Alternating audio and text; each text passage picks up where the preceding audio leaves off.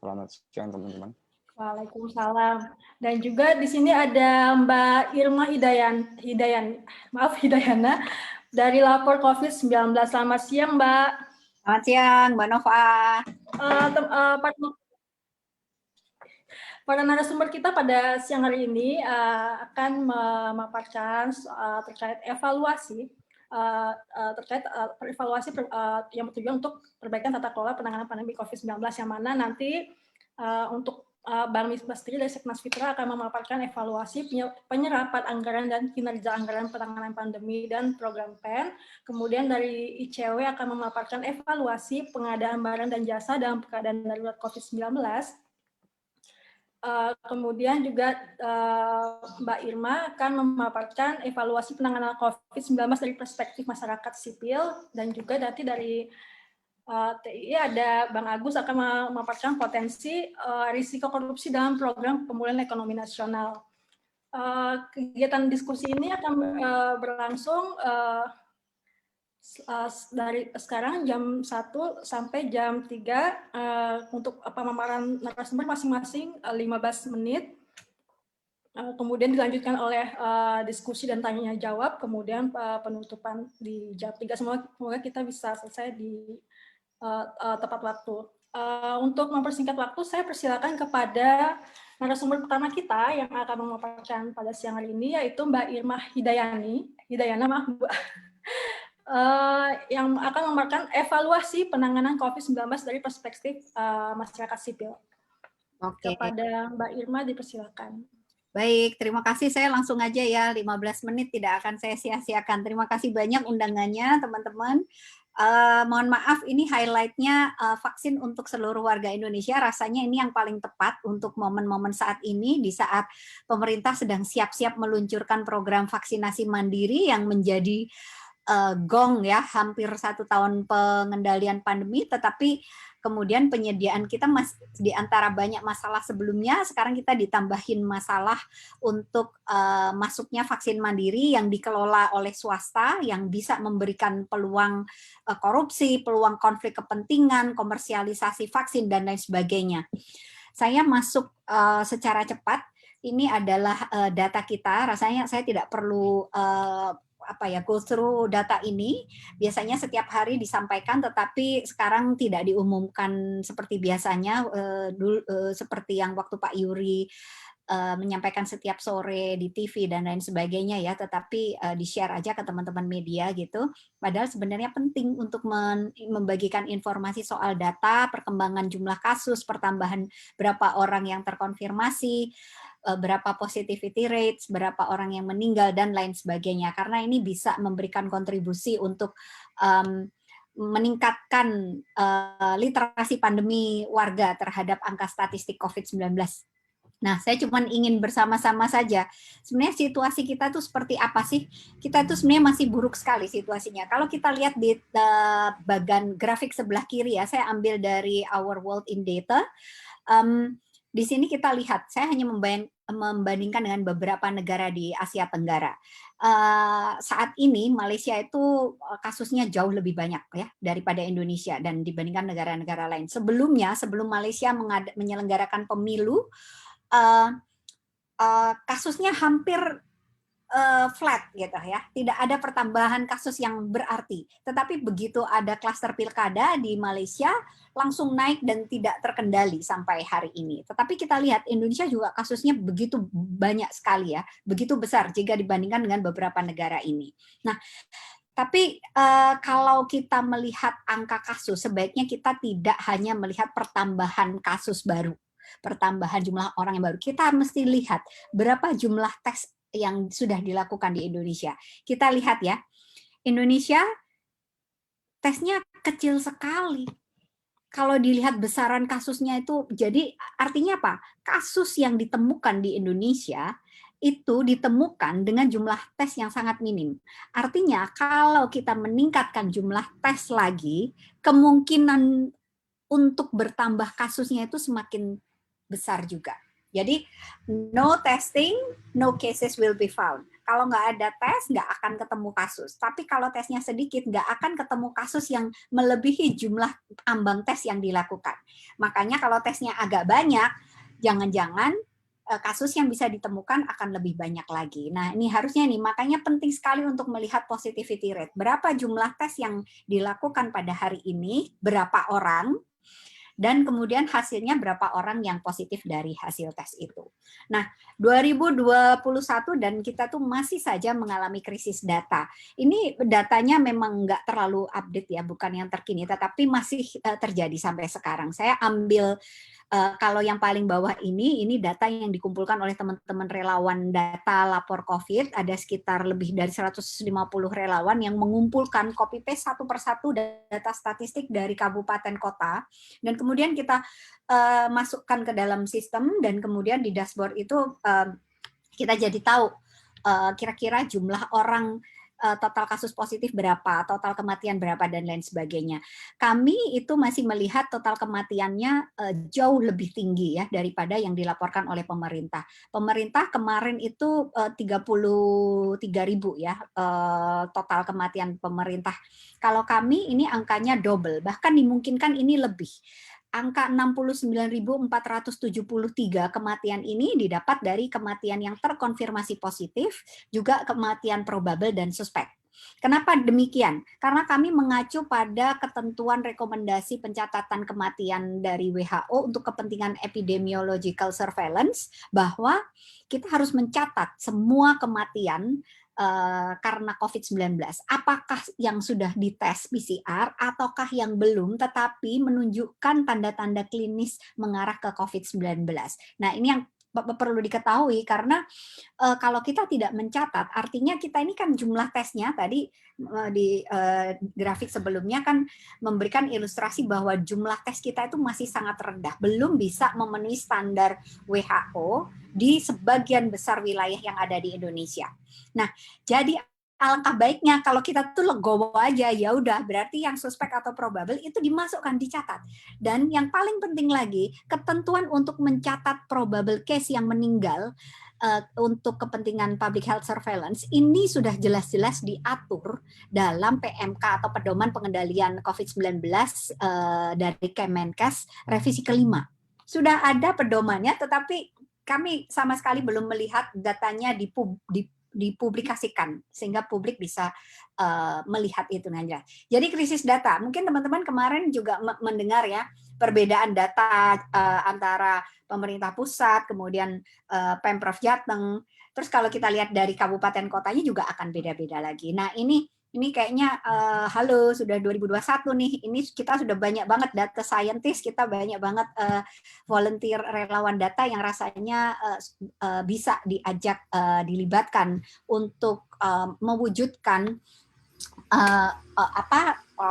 integrasi data yang bisa dipertanggungjawabkan. Nah, ini catatan ini saya kira cukup penting sekali, sudah satu tahun. Tapi nggak selesai-selesai soal krisis data.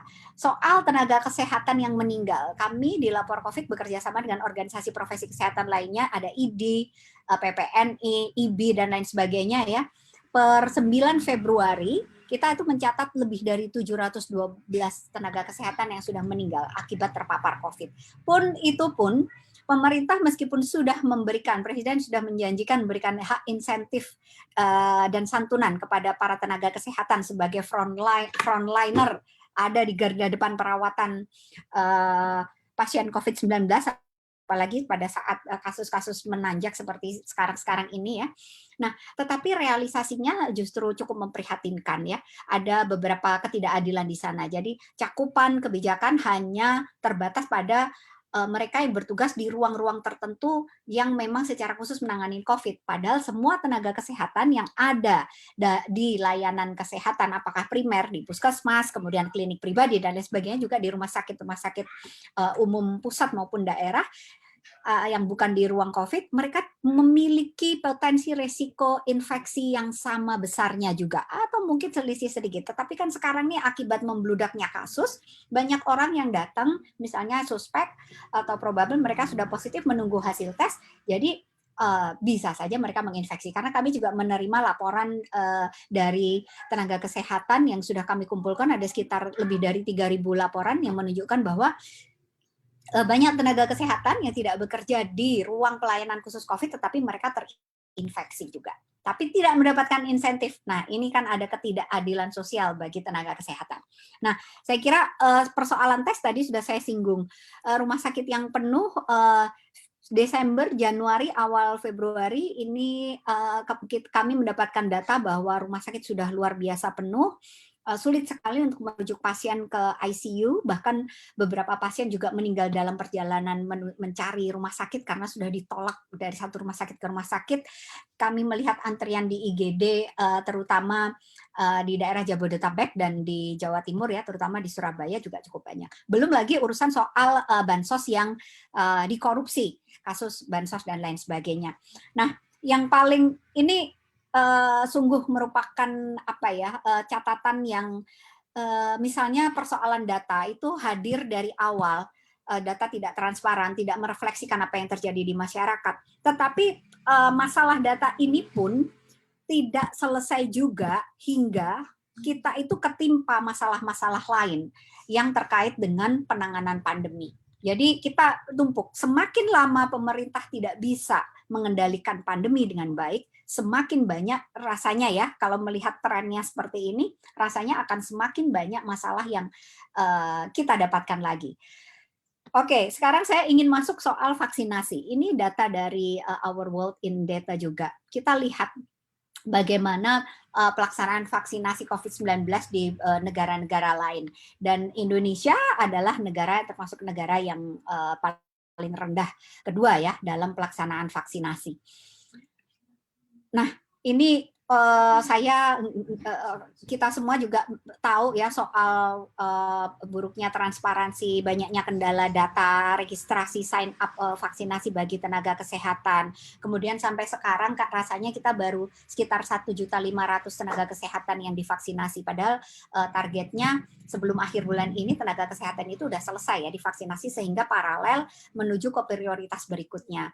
Nah, ini kesalahan pemilihan Raffi Ahmad, kesalahan pemerintah, saya kira kenapa kok dia yang ditunjuk, karena dia kan selebriti ya, nggak salah kalau dia memang kerjaannya party-party, harusnya memilih role model yang baik gitu, yang menunjukkan perilaku yang selama ini memberikan contoh perilaku 3M dan lain sebagainya. Jadi jangan disalahkan, jangan ditumpahkan kesalahan ke Raffi Ahmad saja, tetapi pemerintah harus evaluasi diri sendiri, refleksi, tidak lagi mengulangi kesalahan yang sama menggunakan selebriti atau influencer untuk membantu mendengungkan atau untuk membantu mengkomunikasikan program pemerintah. Nah, untuk ini kami punya catatan sedikit. Kami pernah melakukan beberapa survei dan studi ya tentang persepsi risiko, juga studi tentang vaksinasi, dan hasilnya masyarakat itu dari 4 atau 5 survei yang kami lakukan secara konsisten menunjukkan bahwa masyarakat itu jauh lebih percaya kepada pakar, jauh lebih percaya kepada pakar kesehatan masyarakat, dan juga kepada pemerintah serta tokoh agama ketimbang kepada selebriti. Jadi kalau mencari informasi, masyarakat kita itu sudah pinter mencari informasi yang tepat gitu ya, sumbernya bisa dipertanggungjawabkan.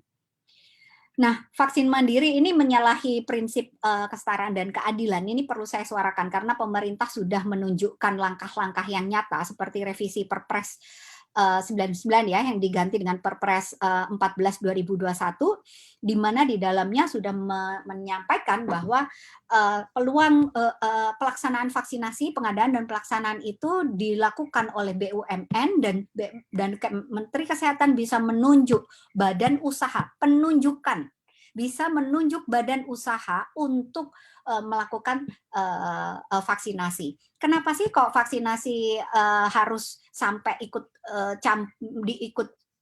kenapa kok swasta harus diikut campurkan dalam pelaksanaan vaksinasi? Sebagai praktisi kesehatan masyarakat, saya ingin share sedikit. Di situasi normal, bukan situasi gawat darurat, di negara-negara lain di seluruh dunia, studi itu sudah menunjukkan pelaksanaan vaksinasi yang dilakukan oleh swasta itu cakupannya sangat minim. Di negara-negara Afrika, ada laporan dari World Bank, laporannya sudah lama sebenarnya, 2009 kalau nggak salah, tapi masih dijadikan rujukan oleh beberapa dokumen-dokumen WHO. Jadi di negara-negara Afrika, cakupan vaksinasi yang dilakukan oleh swasta itu cukup rendah, di bawah 20%. Di negara-negara Asia Tenggara bahkan sangat rendah sekali, tidak sampai 15%, dan mereka biasanya hanya mencakup ke perkotaan dan lain sebagainya. Jadi punya keterbatasan. Pelaksanaannya pun juga punya keterbatasan karena apa? Swasta apalagi bukan mereka yang bergerak di bidang kesehatan dan juga obat-obatan dan vaksinasi ya. Mereka tidak memiliki kecakapan, mereka tidak memiliki track record yang baik, tidak memiliki skill untuk menjalankan vaksinasi mandiri ini. Dan ingat, kita saat ini itu berada pada situasi darurat pandemi COVID-19. Dan kesepakatan global itu menunjukkan bahwa ketersediaan vaksin ini harus diberikan secara adil dan merata. Ada prinsip equity, kesetaraan, ada prinsip justice, keadilan, ada prinsip beneficent dan non-maleficent dalam prinsip etika kesehatan masyarakat, di mana semua kebijakan terkait pandemi, termasuk vaksinasi, testing, tracing, itu harus dilakukan berdasarkan prinsip keadilan, memberikan manfaat, dan tidak boleh memberikan implikasi buruk. Vaksin mandiri ini nanti bisa menyebabkan ketimpangan. Jadi karena perusahaan atau sektor swasta itu kalau dibolehin melakukan vaksin mandiri, artinya akses pada vaksin mandiri ini bisa hanya ditentukan oleh afiliasi dengan kemampuan ekonomi atau afiliasi dengan perusahaan swasta, bukan ditentukan oleh resiko paparan infeksi COVID-19 masyarakat. Nah, ini dia yang diwanti-wanti oleh masyarakat global. Bahkan Pak Menkes juga sudah menyampaikan ini, tetapi sayang, kelihatannya ini mau dilanggar juga di negara kita. Saya kira saya ingin mengajak kita semua yang ada di sini untuk sama-sama mengawal pelaksanaan vaksinasi mandiri yang sepertinya beneran bakal bisa terjadi. Karena potensi korupsi, potensi penyalahgunaan kewenangan, kekuasaan, dan lain sebagainya sangat terbuka dengan melibatkan swasta. Belum lagi nanti kita bisa ngecek komersialisasi vaksinasi ini seperti apa gitu. Nah, ini saya kira catatan kita semua ya, komunikasinya selalu positif dan meninabobokan dan lain sebagainya, padahal harusnya kita pemerintah itu memberikan komunikasi risiko. Oke, itu saja catatan dari saya. Intinya adalah keterbukaan informasi yang akuntabel, informasi yang bisa dipertanggungjawabkan. Kemudian kebijakan yang berbasis data, ini masih menjadi PR. Jadi kenapa kok pengendalian pandemi kita itu berlarut-larut? Ya karena jangan-jangan memang kebijakan dan keputusan yang diambil selama ini itu tidak berdasarkan data public health surveillance yang ada, tidak berdasarkan data epidemiologi yang ada. Jadi makanya dibuka. Mungkin jangan-jangan memang berdasarkan kebutuhan ekonomi. Jangan-jangan ya kalau kita lihat, karena memang selama ini narasi mementingkan roda ekonomi dan pertumbuhan ekonomi selalu dikedepankan oleh pemerintah. Dan saya kira sekali lagi saya ingin mengajak teman-teman di sini untuk sama-sama mengawal bahwa vaksin adalah hak seluruh masyarakat Indonesia, dan pemerintah adalah pihak yang bertanggung jawab sebagai duty barrier sesuai dengan pasal 25 DUHAM dan juga dilindungi dan dijamin oleh konstitusi kita, tertera dengan jelas di Undang-Undang Kesehatan 36 2009, tertera dengan jelas di Undang-Undang Kekarantinaan Kesehatan. Pemerintah adalah pihak yang wajib memastikan keadilan sosial, terutama dalam hal vaksinasi kepada masyarakatnya. Tidak boleh diserahkan kepada badan usaha yang memiliki potensi membuka ketimpangan dan membuka diskriminasi penerima vaksinasi. Saya kira itu, mudah-mudahan waktunya tadi tidak banyak melampaui. Terima kasih. Terima kasih Mbak Irma. Tadi catatannya bahwa dari lapor COVID sendiri, dari Koalisi Masyarakat Sipil itu mencatat bahwa situasi Indonesia saat ini masih buruk, yang mana untuk melihat Mbak Irma mengatakan bahwa tidak melihat jumlah kasus, tetapi melihat juga jumlah tes yang sudah dilakukan, gitu ya Mbak. Kemudian juga tadi masih ada krisis data di tahun 2021 dari evaluasi teman-teman lapor COVID, dan juga teman-teman lapor COVID juga mengajak untuk sama-sama kita mengawal vaksinasi mandiri ini, karena ini memang hak kita semua seperti itu. Oke, selanjutnya kita ke narasumber berikutnya, ada Bang Misbah Hasan dari Sekmas Fitra. Bang Misbah akan memaparkan materi evaluasi penyerapan anggaran dan kinerja anggaran penanganan pandemi dan program pemulihan ekonomi nasional. Kepada Bang Misbah dipersilakan. Terima kasih Mbak Nova. Assalamualaikum warahmatullahi wabarakatuh. Selamat siang, salam sejahtera bagi kita semuanya.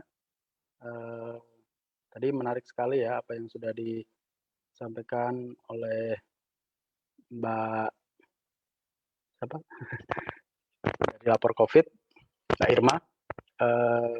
Dan saya sepakat ya apa yang sudah disampaikan oleh Mbak Irma tadi, tapi saya ingin mencoba melengkapi apa yang tadi sampaikan oleh Mbak Irma terkait dengan perspektif anggaran ya, perspektif anggarannya.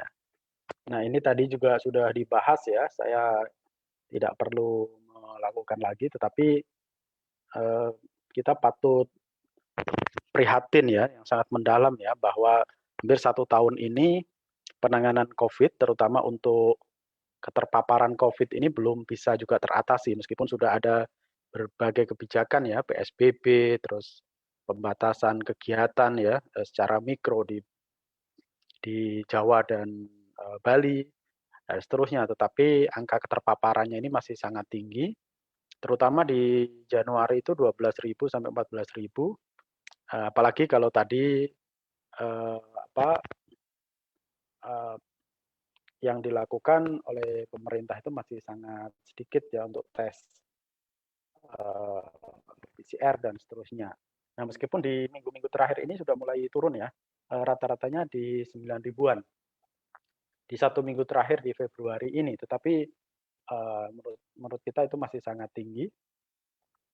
Nah, rasio positif kasus COVID ini itu juga masih sangat tinggi, 6 kali lipat dibanding standar yang ditetapkan oleh WHO gitu ya.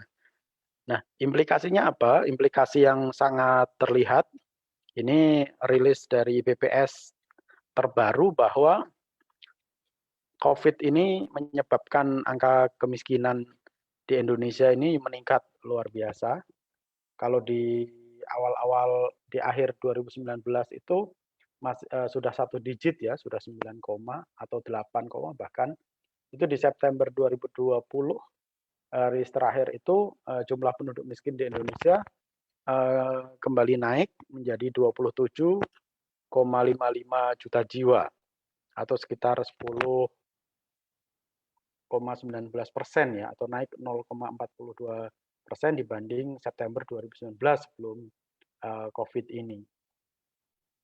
Nah, selain itu, kalau dari aspek ekonomi juga ada kontraksi yang luar biasa, terutama di pertumbuhan ekonomi. Gitu ya.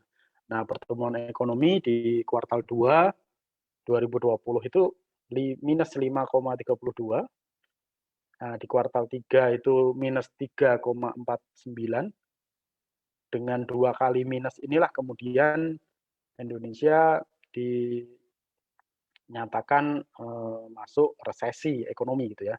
Nah, secara year to year of year itu ini minus 2,07%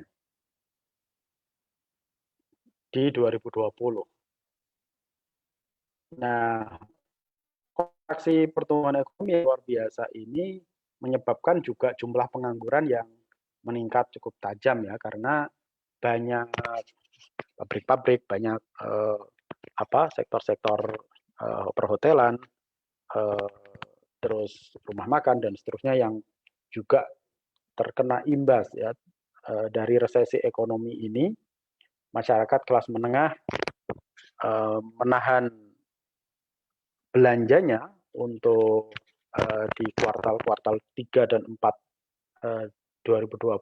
Semoga di 2021 ini kalau penanganan COVID, terutama vaksinasinya ini masih menjadi perdebatan yang tidak segera dituntaskan, itu khawatirnya justru akan mempengaruhi pertumbuhan ekonomi atau faktor-faktor ekonomi, terutama kemiskinan dan tingkat pengangguran.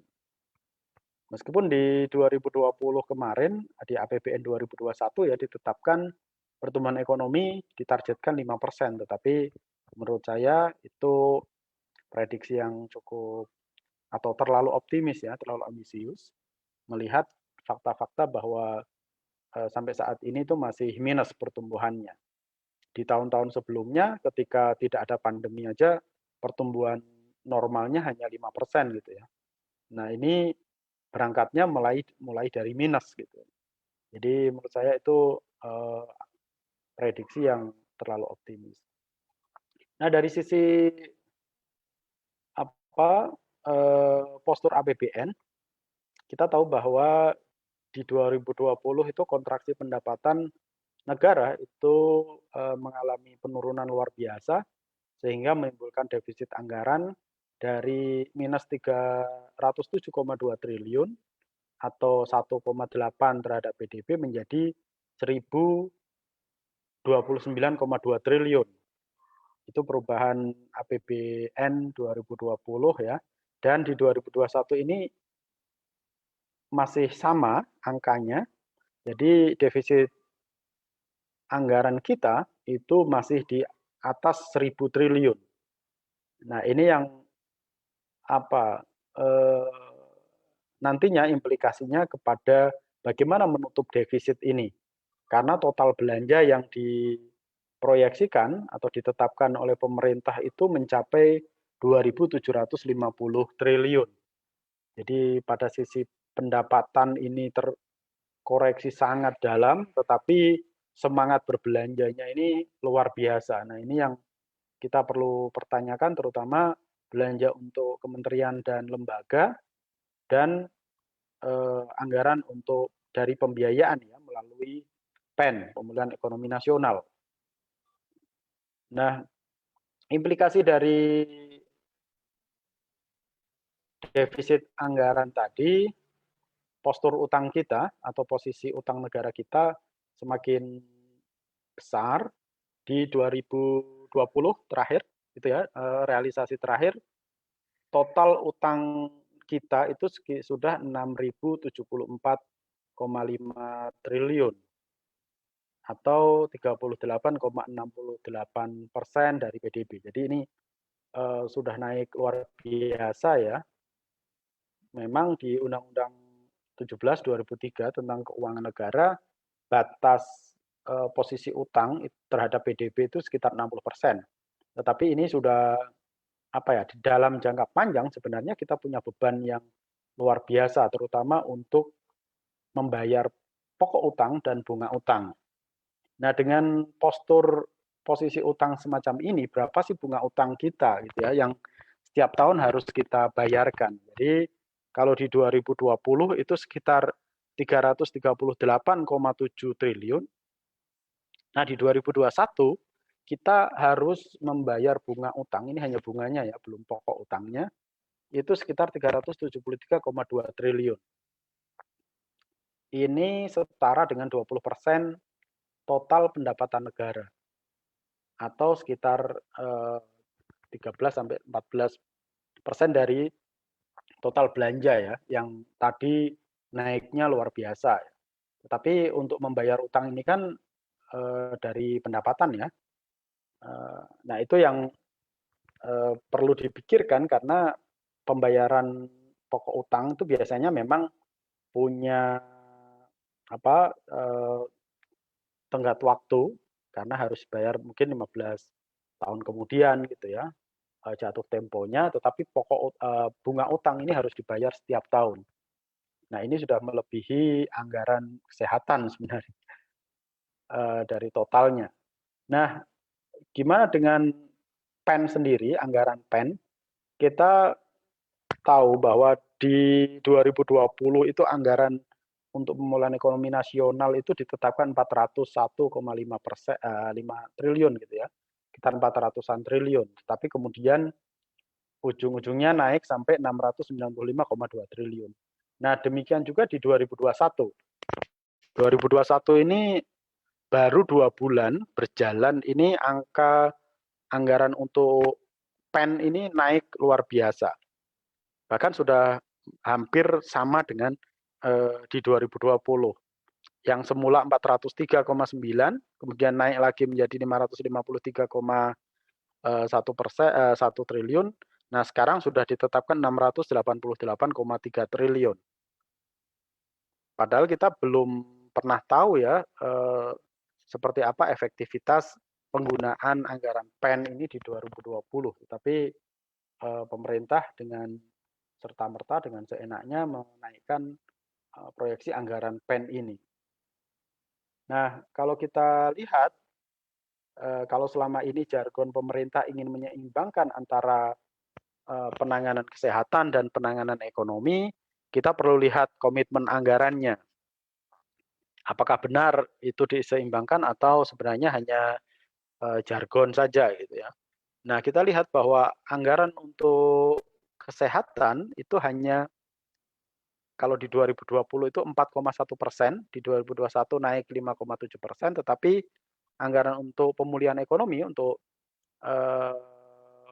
sektor ekonomi itu sekitar 26,2%. Jadi memang pemerintah itu belum secara serius mengalokasikan anggarannya untuk penanganan COVID ini. Itu dianggap bukan persoalan kesehatan gitu ya, tetapi masih persoalan ekonomi yang dikedepankan gitu. Jadi pemikiran inilah yang menjadikan Indonesia tidak segera lepas dari COVID gitu ya, karena ya yang tangani faktor ekonominya, faktor kesehatannya ya seadanya saja. Gitu. Dari angka yang ada ini aja serapannya nanti kita lihat serapan kesehatannya. Jadi itu akan menunjukkan keseriusan itu. Dari angka tadi 4,1% atau 5,7% itu sebenarnya angkanya sekitar 169,7 triliun. Ini anggaran Kementerian Kesehatan ya. Dan itu sangat kecil yang digunakan untuk riset, untuk penelitian kesehatan. Jadi seakan-akan pemerintah hanya mengandalkan ya kayak vaksin misalnya, itu ya mengandalkan vaksin dari luar. Kita sendiri yang sebenarnya punya sumber daya luar biasa ya di bidang kesehatan untuk menemukan sendiri vaksin penanganan vaksin COVID ini, tapi itu juga support anggarannya masih sangat kecil. Di Badan Penelitian dan Pengembangan Kemenkes itu hanya 1% dari total belanja Kemenkes. 818,7 juta saja itu anggarannya. Nah, ini sangat memprihatinkan sebenarnya alokasi anggaran untuk riset bidang kesehatan ini masih sangat kecil. Nah, tadi bagaimana dengan serapan anggaran PEN ini? Di anggaran PEN itu terbagi menjadi 6 bidang gitu ya, kesehatan, perlindungan sosial, sektor KL, dan Pemda. Ini biasanya untuk utang Pemda, UMKM, pembiayaan korporasi, dan insentif usaha. Nah, ini di 2020 mengalami beberapa penyesuaian, ada yang naik, ada yang turun. Nah, serapan secara umum itu cukup bagus sebenarnya. Jadi serapannya 83,4% di akhir tahun. Jadi cukup tinggi dari aspek serapan, tetapi serapan itu banyak di akhir-akhir tahun. Jadi kayak kejar setoran gitu. Padahal pandemi ini kalau kita lihat mulai April sampai September itu serapannya masih sangat kecil gitu ya. Padahal di situlah sebenarnya kalau mau menangani COVID ini secara serius, terutama untuk bidang kesehatan ini harusnya dilakukan gitu ya. Di awal-awal tahun 2020 ini, di awal-awal COVID, menyebar di Indonesia gitu ya. Nah, tetapi anggaran itu kemudian hanya digunakan di akhir-akhir tahun kayak kayak penggunaan anggaran tahun-tahun sebelumnya yang numpuk di akhir tahun. Jadi karakter birokrasi kita juga sama ya, antara ada dengan tidak ada COVID. Jadi sense-nya tidak berubah gitu ya. Nah, ini secara detailnya serapan anggaran penanganan COVID di akhir tahun. Bidang kesehatan itu dari 87 terserap hanya 63 triliun. Perlindungan sosial ini cukup tinggi, bahkan sudah melampaui dari 203,9 menjadi serapannya di atas 100% gitu ya. Nah, yang kecil lagi itu di sektor Pemda itu 106, hanya terserap 66, jadi sekitar 50%. Untuk UMKM dari 123 ini 112, cukup bagus, dan pembiayaan korporasi itu dari 53 terserap melebihi ya, dan insentif usaha ini dari 120 hanya terserap 56 atau 50%-nya. Itu ada silpa sekitar 50,9 triliun silpa anggaran ya dari total 695 ini. Itu yang 50,9 triliun inilah yang digunakan untuk pembelian vaksin silpa Irmak ini.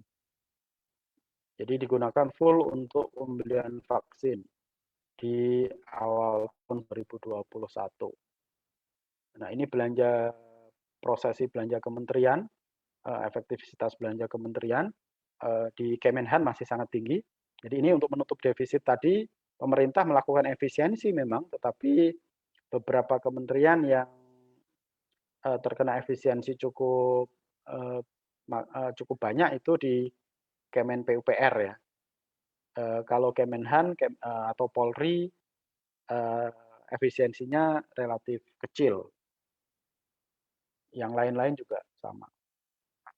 Nah, persoalan transparansi ini masih menjadi persoalan sampai sekarang, meskipun Kemenq sudah menerbitkan website ya anggaran COVID, tetapi di dalamnya ini masih sangat minim informasi.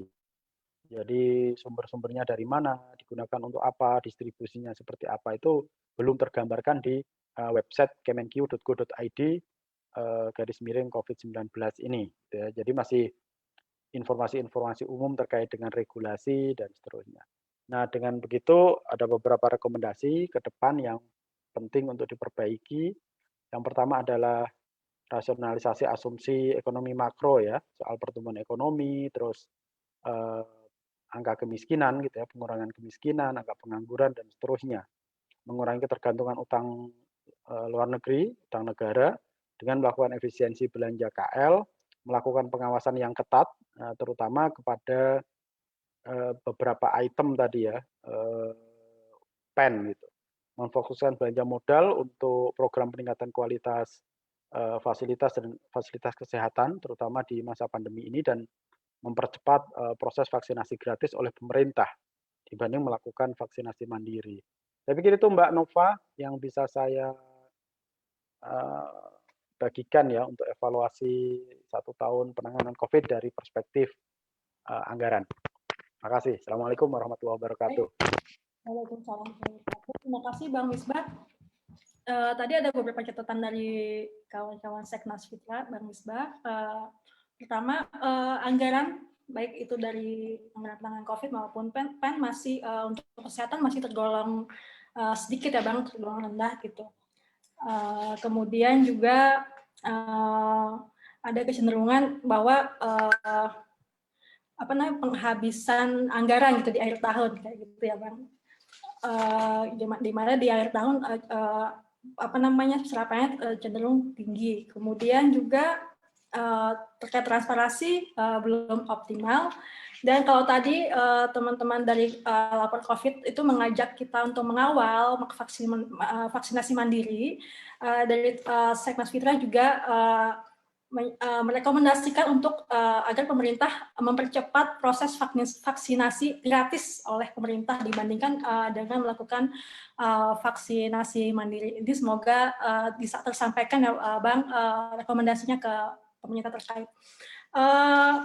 Baiklah rekan-rekan, selanjutnya kita akan ke materi selanjutnya, yaitu Bang Agus Harwono dari Transparansi Internasional Indonesia, yang akan memaparkan potensi risiko korupsi dalam program pemulihan ekonomi nasional. Sambil mendengarkan paparannya Bang Agus, mungkin rekan-rekan sambil bisa mengisi daftar hadir yang ada di kolom chat. Dan juga jika ada pertanyaan yang ingin ditanyakan kepada para narasumber, bisa dituliskan di dalam kolom chat juga. Baiklah, kepada Bang Agus, dipersilakan. Ya, terima kasih Nova. Assalamualaikum warahmatullahi wabarakatuh. Salam sejahtera buat kita semua.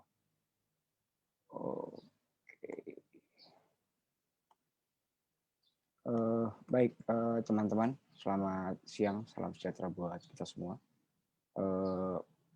Kebetulan di sesi siang ini saya dapat soal risiko korupsi di program pemulihan ekonomi nasional. Nah, kalau tadi Mbak Irma dan Mas Misbah, khususnya Mbak Irma sudah menyampaikan banyak hal terkait soal kegagalan di dalam penanganan pandemi COVID-19, dan Mas Misbah juga tadi menyampaikan di soal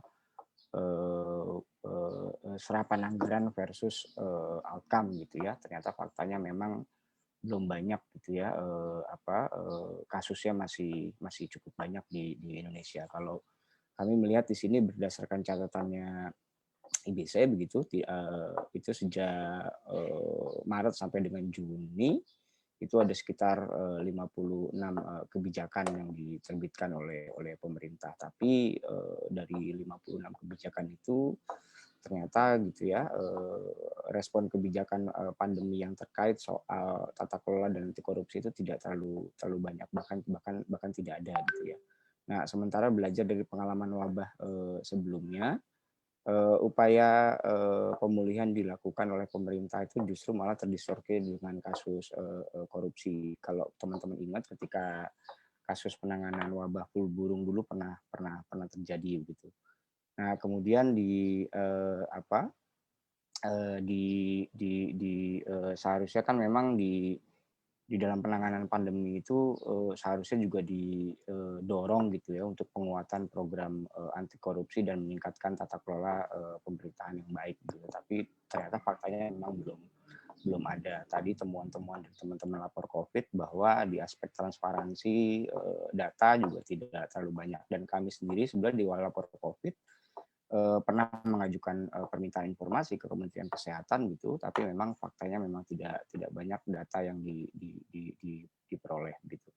Nah, upaya meminimalkan korupsi dalam satu pandemi memang seharusnya melibatkan lembaga-lembaga anti korupsi, gugus tugas nasional gitu ya. Itu harus melibatkan teman-teman di KPK dan seterusnya. Kemudian mengidentifikasi dan menilai risiko korupsi di masing-masing program penanganan pandemi, serta juga seharusnya juga mendorong transparansi dan partisipasi serta akuntabilitas dan integritas di masing-masing lembaga yang memang bertanggung jawab dalam penanganan pandemi gitu. Nah, kalau bisa dibilang di kondisi sekarang ini memang kita mengalami krisis kembar gitu ya di sektor kesehatan dan di sektor ekonomi.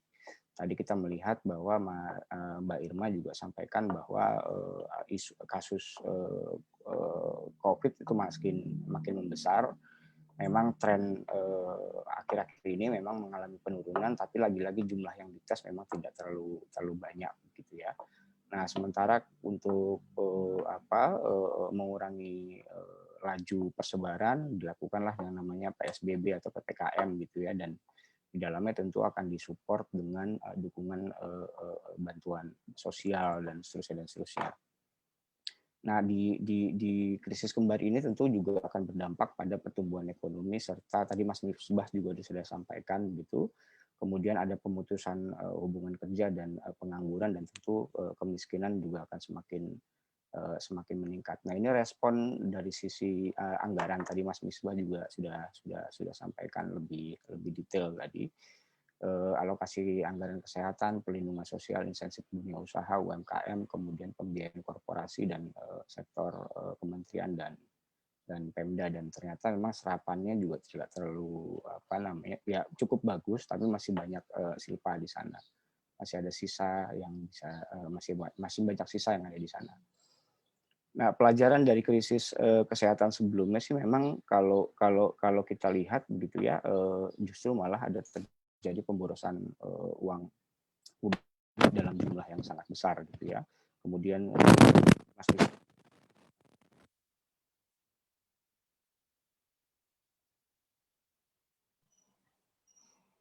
Halo? Suaranya hilang, Bro. Halo? Oh, sorry. Halo? Sudah, Bang. Sudah ya. Oke. Nah, minimnya informasi juga tentu akan berdampak dalam pengawasan di level masyarakat. Nah, kami juga mencurigai bahwa di dalam pengambilan kebijakan gitu ya itu dipengaruhi oleh kelompok industri. Nah, kalau dari sisi global gitu ya, pelajaran dari sisi global gitu, beberapa respon kebijakan pandemi memang kurang mempertimbangkan tata kelola dan program anti korupsi dalam tiap-tiap langkah yang ditempuh oleh pemerintah. Sementara di Indonesia tadi sudah saya mention bahwa ketika wabah flu burung dulu itu ditaksir kerugian negaranya mencapai 63,9 9 miliar. Nah, berdasarkan hasil pemetaan yang kami lakukan gitu, setidaknya di masing-masing program PEN itu ada risiko korupsi yang cukup besar. Di sektor kesehatan tentu terkait soal pengadaan barang dan jasa begitu ya, dan kajian kawan-kawan ICW dan TIA juga sudah melakukan kajian juga sampai dengan dari September sampai dengan bulan November gitu, cukup banyak temuan-temuan yang bisa dijadikan sebagai pembelajaran dan juga untuk dijadikan rekomendasi kepada pemerintah. Paling besar memang masih lagi soal kesalahan dalam spesifikasi pengadaan. Mungkin nanti Mbak Tari akan sampaikan lebih detail di sana. Bahkan ada kasus gitu ya di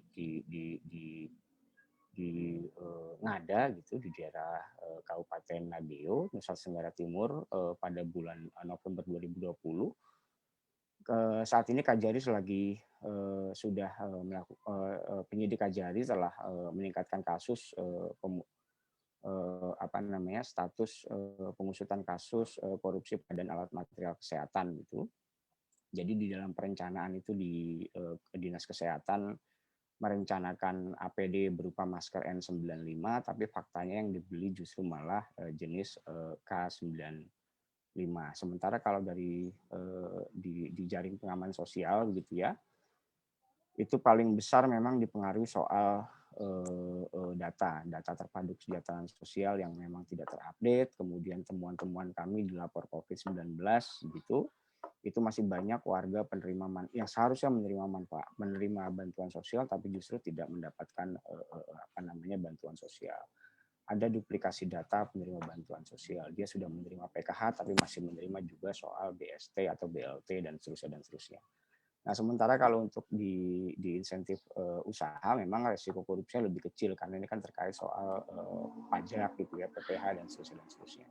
Tapi yang cukup besar juga sebetulnya di sektor UMKM gitu. Nah, tadi pagi dari Kementerian Keuangan menyampaikan bahwa perencanaannya itu ada sekitar 28 juta pelaku usaha UMKM yang akan didistribusikan, namun sampai dengan akhir 2020 itu baru 12 juta pelaku usaha UMKM yang mendapatkan bantuan program BPUM. Tapi lagi-lagi di soal program bantuan BPUM misalnya kawan-kawan kami di Hapsari di Deli Serdang gitu ya, itu cukup banyak warga dampingannya pelaku UMKM, jelas-jelas sebagai pelaku UMKM hingga saat ini belum mendapatkan bantuan program BPUM gitu. Dan lagi-lagi soal data penerima manfaat masih menjadi catatan yang cukup penting di sektor UMKM.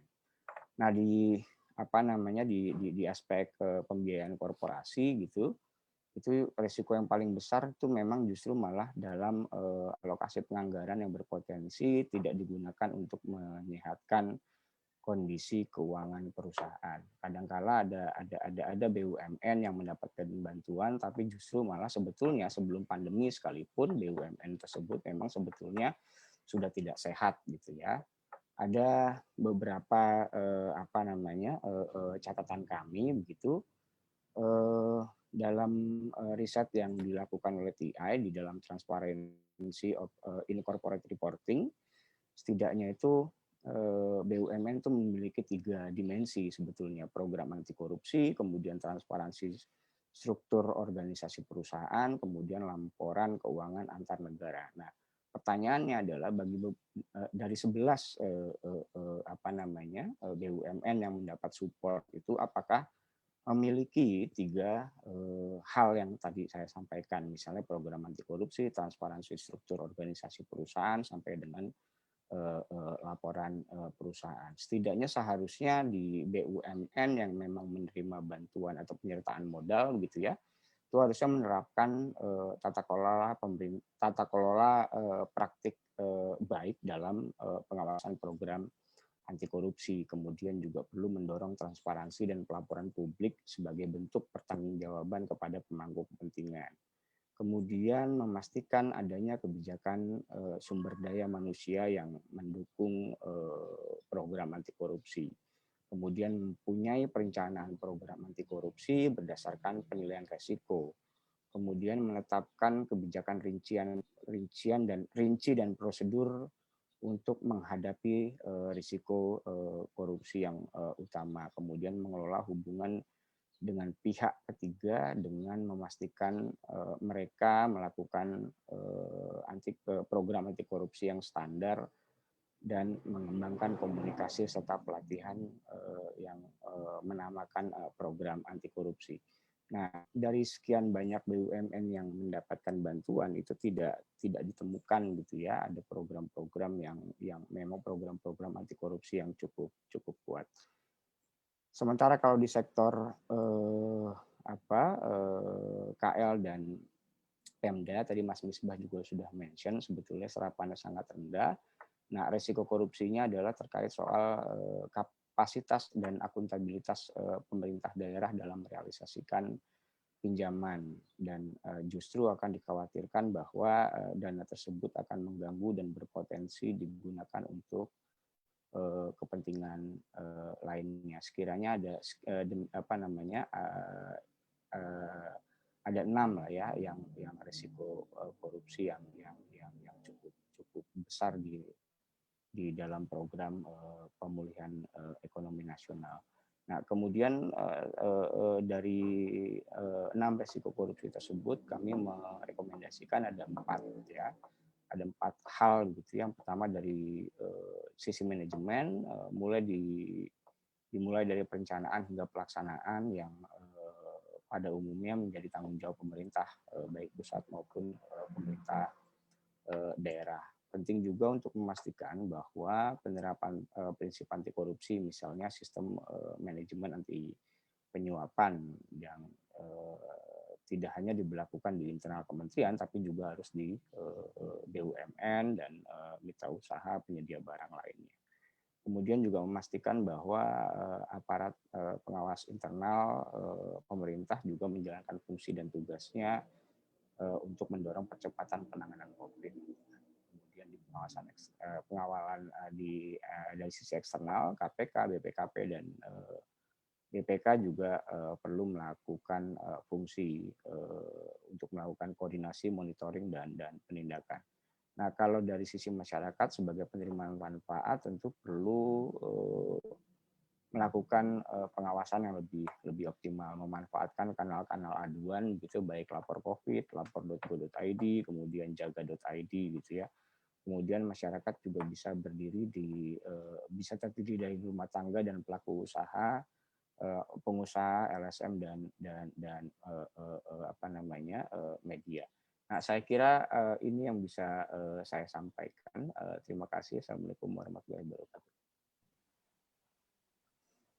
Baik, terima kasih Bang Agus. Tadi ada beberapa catatan ya bahwa risiko korupsi itu hampir di semua sektor ya, ada kesehatan, perinsos, dan perinsos juga memang kan baru-baru ini juga kita tahu bahwa telah terjadi korupsi juga oleh mantan Kemensosnya gitu. Kemudian juga di UMKM, pembiayaan korporasi, dan kementerian dan lembaga. Tadi juga ada temuan juga bahwa di sektor insentif usaha relatif kecil karena prosedur dan kriteria pemberian insentif yang relatif lebih jelas serta didukung oleh teknologi informasi. Semoga sektor yang lain mungkin dapat mengikuti ya dari insentif usaha ini supaya risiko korupsinya kecil juga. Baiklah, kita akan ke narasumber terakhir kita, yaitu Mbak Siti Juliantari atau Mbak Tari dari Indonesia Corruption Watch, yang akan memaparkan materi tentang evaluasi pengadaan barang dan jasa dalam keadaan darurat COVID-19. Kepada Mbak Tari, dipersilakan.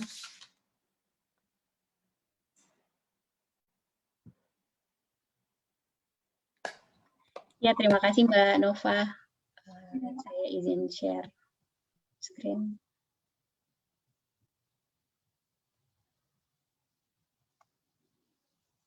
Sudah terlihat ya, teman-teman? Sudah dari. Oke, terima kasih. Ya, teman-teman, saya juga tidak akan berpanjang lebar, waktunya 15 menit. Jadi, saya akan menyampaikan catatan ICW atas pengadaan barang dan jasa terkait dengan penanganan COVID. Karena kita tahu, mulai dari tahun lalu, berarti kan ini sebenarnya sudah 1 tahun ya, penyelenggaraan pengadaan terkait dengan penanganan COVID. Nah, apakah ada perubahan atau tidak ada perubahan atau seperti apa? Nah, kita akan membahasnya lebih lanjut. Pertama, kalau kita ngomongin pengadaan penanganan COVID, yang perlu diketahui ada paling tidak 3 model atau 3 mekanisme pengadaan terkait penanganan COVID. Pertama, menggunakan pengadaan pada umumnya. Saya bilang di sini istilahnya pengadaan biasa ya. Ini mengacunya ke Perpres 16 2018 tentang pengadaan barang dan jasa pemerintah.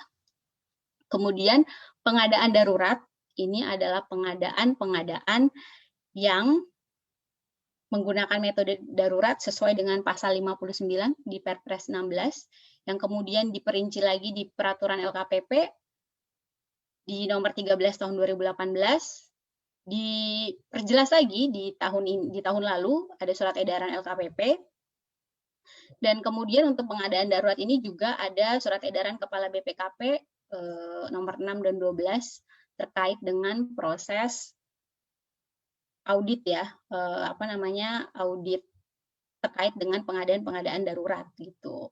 Dan yang terakhir adalah pengadaan vaksin. Nah, pengadaan vaksin ini modelnya beda dari yang 2 ini, mereka punya aturannya sendiri. Tadi Mbak Irma sempat menyebutkan juga Perpres 99 yang kemudian dirubah dengan Perpres 14 2021. Kemudian ada juga pelengkapnya, ada peraturan Menteri Keuangan gitu. Nah, pengadaan vaksin ini kalau lihat dari perubahannya di 14, tadi Mbak Irma juga sempat sampaikan bahwa ada 3 jenis atau 3 metode bagaimana pengadaan vaksin, mulai dari penugasan badan usaha milik negara, penunjukan penyedia swasta, dan juga kerjasama dengan lembaga internasional. Nah, sebelumnya di aturan Perpres 99 mencantumkan bahwa penunjukan langsung ini mengacunya bisa ke Perpres 16 2018. Tapi di perubahan, semua proses pengadaan vaksin, basis aturannya itu tidak mengacu Perpres sama sekali, tapi tergantung dari peraturan Menteri Kesehatannya nanti. Nah, saya belum melihat gimana kelanjutan dari peraturan Menteri Kesehatannya yang spesifik membahas tentang pengadaan vaksin.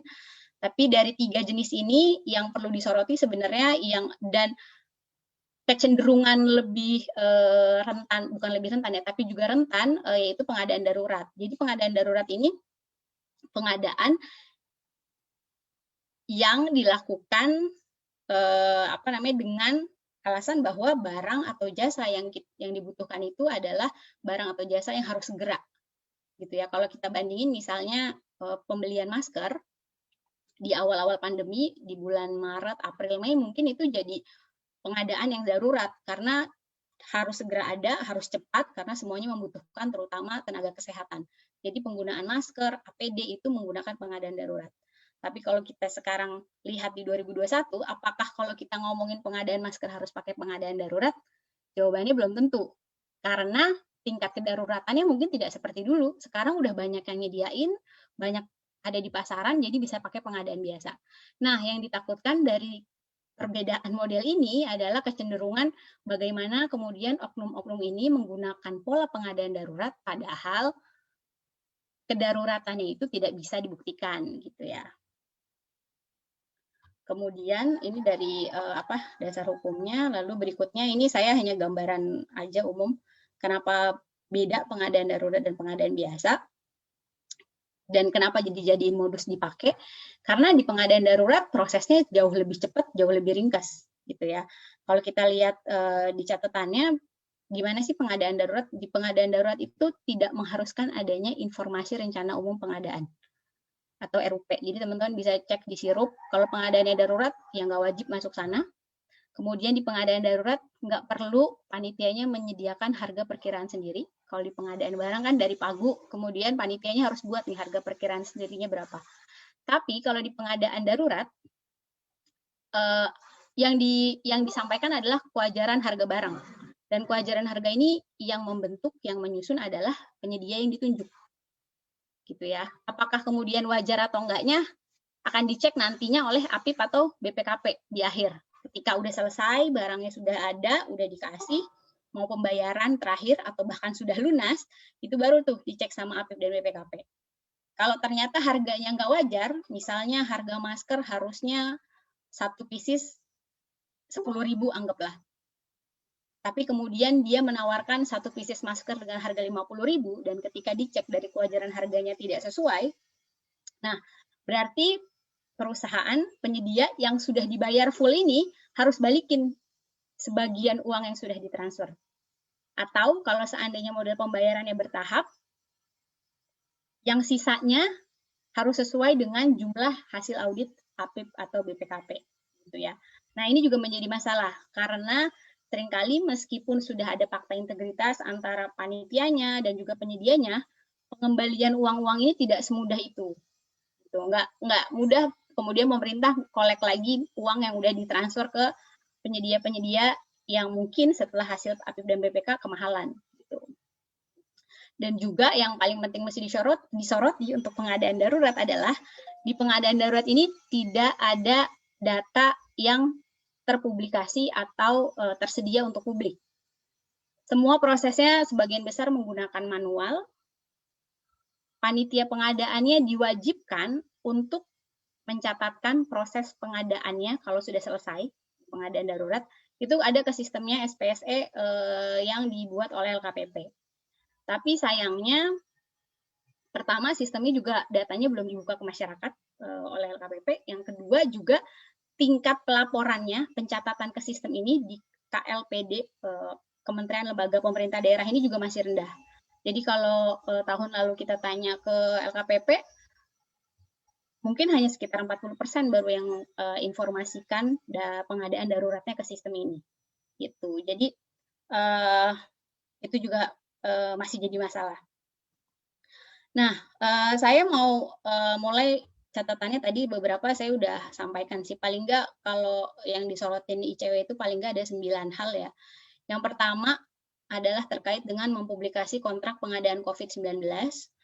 Sampai saat ini, walaupun sudah 1 tahun, tetap dokumen kontraknya tidak dapat dipublikasi. Belum bisa diakses sama masyarakat. ya. Jadi masyarakat nggak tahu seperti apa sih kontrak-kontrak yang dibuat selama proses pengadaan COVID-19. Sebenarnya ini nggak hanya di COVID-19, sebelum-sebelumnya pun tidak pernah dipublikasi gitu, dan dorongannya sudah dari 2 tahun lalu, 3 tahun lalu, dari sudah lama ya untuk membuka kontrak, tapi sampai saat ini bahkan khusus untuk COVID pun tidak dibuka gitu. Lalu kalau kita tidak bicara, kita turunin deh standarnya. Oke, kita nggak minta kontrak, tapi kita turunin. Kita mau tahu untuk pengadaan terkait penanganan COVID itu perusahaannya siapa aja, alamatnya di mana, nilai kontraknya berapa, spesifikasinya apa sih yang dibeli, dan jumlahnya berapa banyak gitu ya, kita turunin. Kalau untuk pengadaan yang tadi saya sampaikan pakai mekanisme biasa, poin A sampai C itu cenderung bisa dilihat teman-teman di LPSE masing-masing. LPSE Kementerian Kesehatan, LPSE Kementerian Keuangan mungkin kalau dia ngadain terkait COVID juga, LPSE pemerintah daerah masing-masing teman-teman bisa lihat, itu tersedia. Tapi lagi-lagi kalau kita bilang spesifikasi dan jumlah, itu juga belum tersedia, walaupun pakainya pengadaan biasa. Jadi misalnya kita tahu bahwa, oh iya pemerintah beli masker 1,6 miliar. Berapa banyak maskernya? Masker yang jenis apa sih, model apa, itu sampai sekarang juga masih jadi misteri. Ya. Yang tahu ya hanya panitia pengadaannya aja. Kemudian kalau kita lihatnya di pengadaan darurat, dari poin A sampai E ini nggak ada yang terpublikasi sama sekali.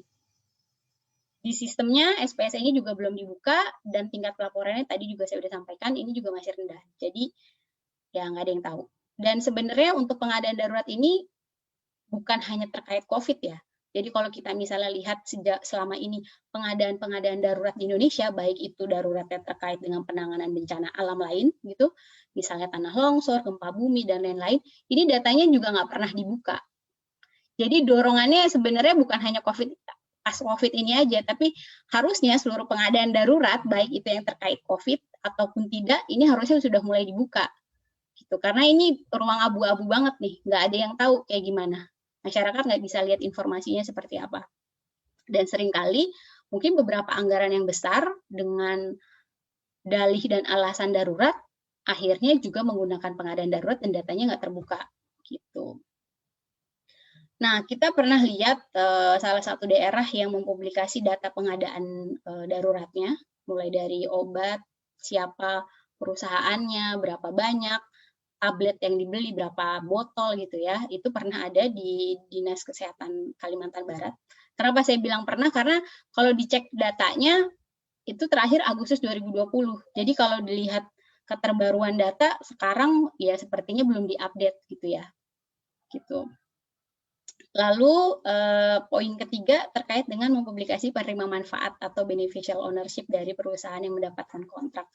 Ini juga sepertinya hanya masih jauh ya, karena data pengadaannya aja nggak dibuka, BO-nya juga sampai sekarang yang nggak dibuka. Jadi kita nggak bisa juga menelusuri lebih jauh perusahaan ini sebenarnya siapa sih yang dapat untung. Kalau kita mau terusin lebih jauh ya, di pengadaan darurat ini jangan-jangan dalam proses penanganan pengadaan COVID ini hanya aktor-aktor tertentu aja nih sebenarnya ujung-ujungnya yang memenangkan atau yang mendapatkan keuntungan gitu ya dari pengadaan terkait dengan COVID. Lalu yang keempat ini terkait dengan mempublikasi data distribusi alat material kesehatan. Jadi kalau kita lihat di BNPB itu tahun lalu sering mempublikasi infografis, tapi kalau nanti kita lihat infografisnya, saya akan tunjukin. Infografisnya itu menurut kami tidak informatif dan sangat tidak rinci. Gitu. Kami pernah melakukan pemantauan dan pengecekan terkait data-data distribusi ini yang kami dapat dari infografis BNPB, ngecek ke daerahnya, ngecek kemudian diturunin lagi ke puskesmas yang nerima gitu ya. Kami nemuin beberapa beda datanya antara data yang katanya dikasihnya misalnya 10, ternyata diterimanya nggak 10 gitu. Itu tingkat distribusi di nasional. Kalau kita turunin di daerahnya gimana di tingkat daerah? Informasinya juga nggak bisa diakses. Beberapa teman-teman jaringan juga di daerah akhirnya perlu melakukan permintaan informasi dan itu pun belum tentu diberikan. Gitu. Jadi kalau seandainya pemerintah mengklaim datanya bahwa sudah sekian juta didistribusikan alat material kesehatan, sebaiknya juga diberikan bukti yang lebih jelas atau lebih real gitu ya. Kemana aja, detailnya kemana saja, daerahnya mana saja, berapa pieces, kemudian dari daerah yang menerima disalurkan lagi kemana gitu. Lalu yang berikutnya, poin kelima, internal audit rutin terhadap pengadaan COVID. Nah, untuk pengadaan yang menggunakan metode biasa tadi, ini tidak ada internal audit langsung. Jadi ya udah, ikutnya adalah audit tahunan, audit BPK yang mungkin sering kali dilakukan ya. Tapi kalau untuk pengadaan darurat, memang di dalam aturannya juga ada porsi tersendiri untuk review dan audit tujuan tertentu oleh APIP. Gitu. Tapi sayangnya kalau nanti kita bahas nih di poin 7, temuannya gimana, bisa diakses apa enggak? Nah, kalau untuk yang APIP ini tidak dapat diakses. Sedangkan kalau yang nomor 6, kita ngomongin audit khusus anggaran, BPKP juga dia terlibat untuk yang pengadaan darurat. Tapi kalau untuk yang BPK, hasil auditnya sampai saat ini sepertinya belum selesai. Wacananya sudah dari akhir tahun lalu akan dilakukan, dan rencananya sebenarnya akhir Januari ya kalau saya nggak salah. Tapi sampai saat ini belum selesai. Untuk yang audit BPK, umumnya bisa diakses oleh masyarakat, gitu ya, mengajukan permintaan informasi atau bahkan seringkali kadang juga dipublikasi di website gitu. Lalu kemudian yang poin ke-8 adalah mempublikasi data pembelian vaksin dan distribusinya ke tiap instansi. Nah, kalau kita cermati juga, tidak ada kanal yang cukup informatif yang memberikan informasi, kemudian berapa banyak vaksin, dari mana saja, dan sudah didistribusikan kemana saja, secara terperinci dan mungkin real time. Kalau kita buka website pedulilindungi.id, covid.go.id, atau bahkan di BNPB, di Kemenkes, ini nggak ada data yang mempublikasi secara rinci. Ini sama kayak tadi ya, alat material kesehatan, permasalahannya sama gitu. Jadi pertanyaannya apakah tidak mungkin gitu? Karena pemerintah ini kan mengklaimnya sudah 1 juta, sudah sekian banyak terpenuhi tenaga kesehatan. Kalau memang ada datanya, kenapa tidak dibuka data yang kemudian pemerintah punya, yang rinci dibuka kepada masyarakat? Gitu. Lalu yang poin ke-9, ini juga sebenarnya tuntutan yang sudah diminta dari tahun lalu, dari awal ketika ada pandemi COVID, tapi sampai sekarang juga tidak dilakukan oleh pemerintah, terkait dengan kanal khusus atau tagging yang menyediakan informasi seluruh pengadaan terkait COVID. Jadi kalau sekarang teman-teman lihat di LPSE memang ada pengadaan terkait COVID, tapi basisnya pasti teman-teman akan mencarinya menggunakan kata kunci. Misalnya pengadaan, misalnya kita cari kata kuncinya COVID-19, atau mungkin APD, atau mungkin masker gitu ya. Tapi nggak ada yang kemudian satu kanal khusus atau mungkin di LPSE masing-masing yang ada langsung satu bagian yang mendeskripsikan bahwa ini adalah seluruh pengadaan di instansi ini yang terkait dengan COVID. Kenapa perlu? Kenapa kita perlu sendiri ketimbang menggunakan keywords? Karena kadang-kadang keywords ini kan hanya membaca judul pengadaannya atau ya titel pengadaan barang dan jasanya. Seringkali judul pengadaan itu tidak merepresentasikan langsung apa dari pengadaan barangnya sendiri. Contohnya, kami pernah lihat di salah satunya di sirup ya, kalau teman-teman lihat, judulnya pembelian barang habis pakai. Kalau kita hanya melihat judulnya, tentu kita akan beranggapan ya mungkin itu nggak terkait langsung dengan COVID.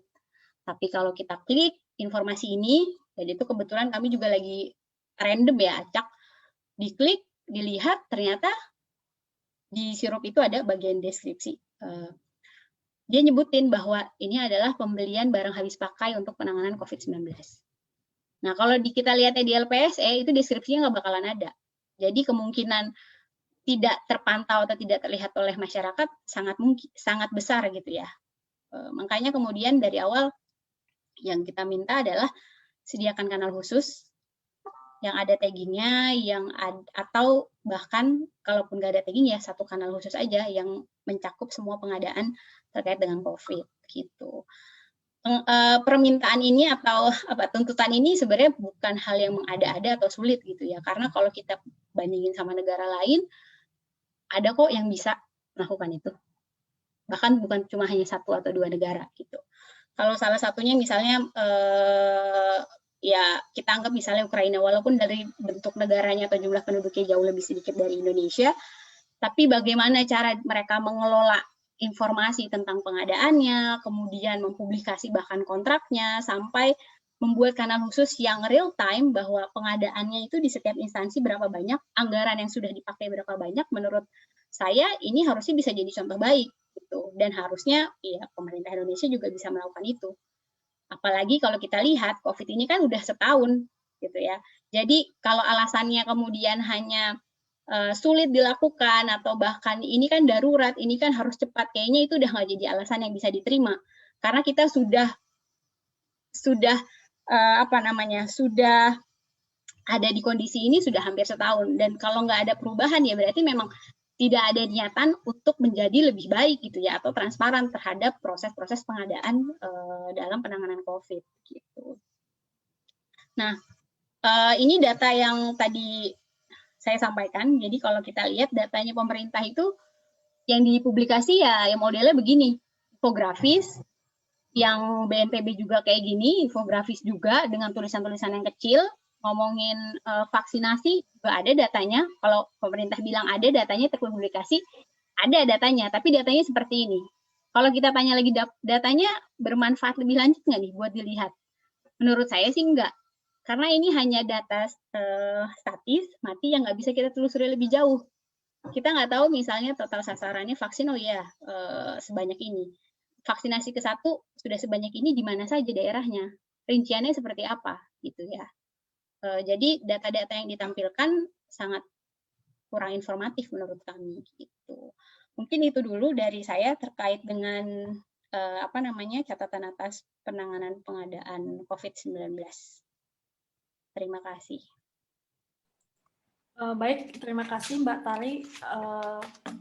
Tadi ada cukup banyak ya Mbak catatan ICW soal pengadaan penanganan COVID, yang mana kalau saya lihat sebagian besar itu cenderung data tidak terbuka gitu ya Mbak. Kemudian ada juga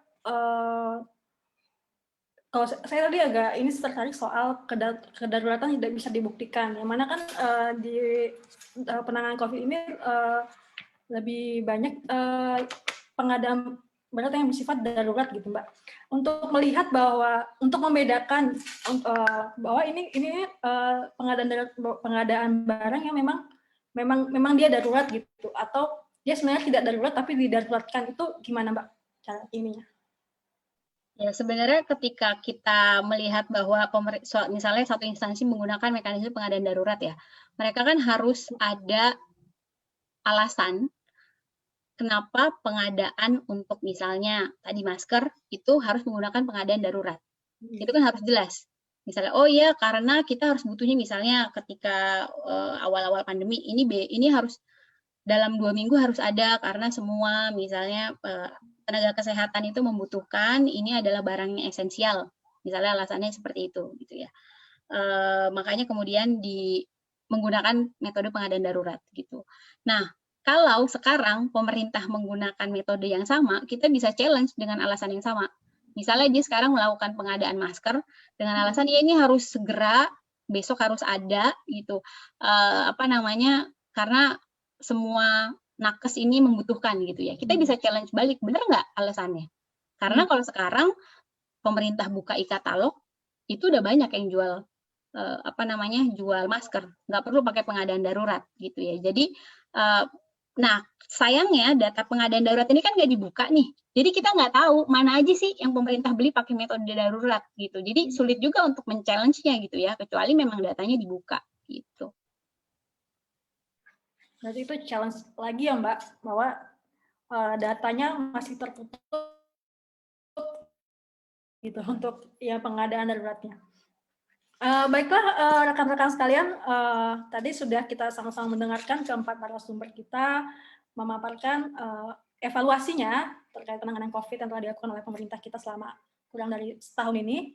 Mungkin ada pertanyaan atau komentar dari rekan-rekan sekalian terkait materi yang telah dipaparkan barusan.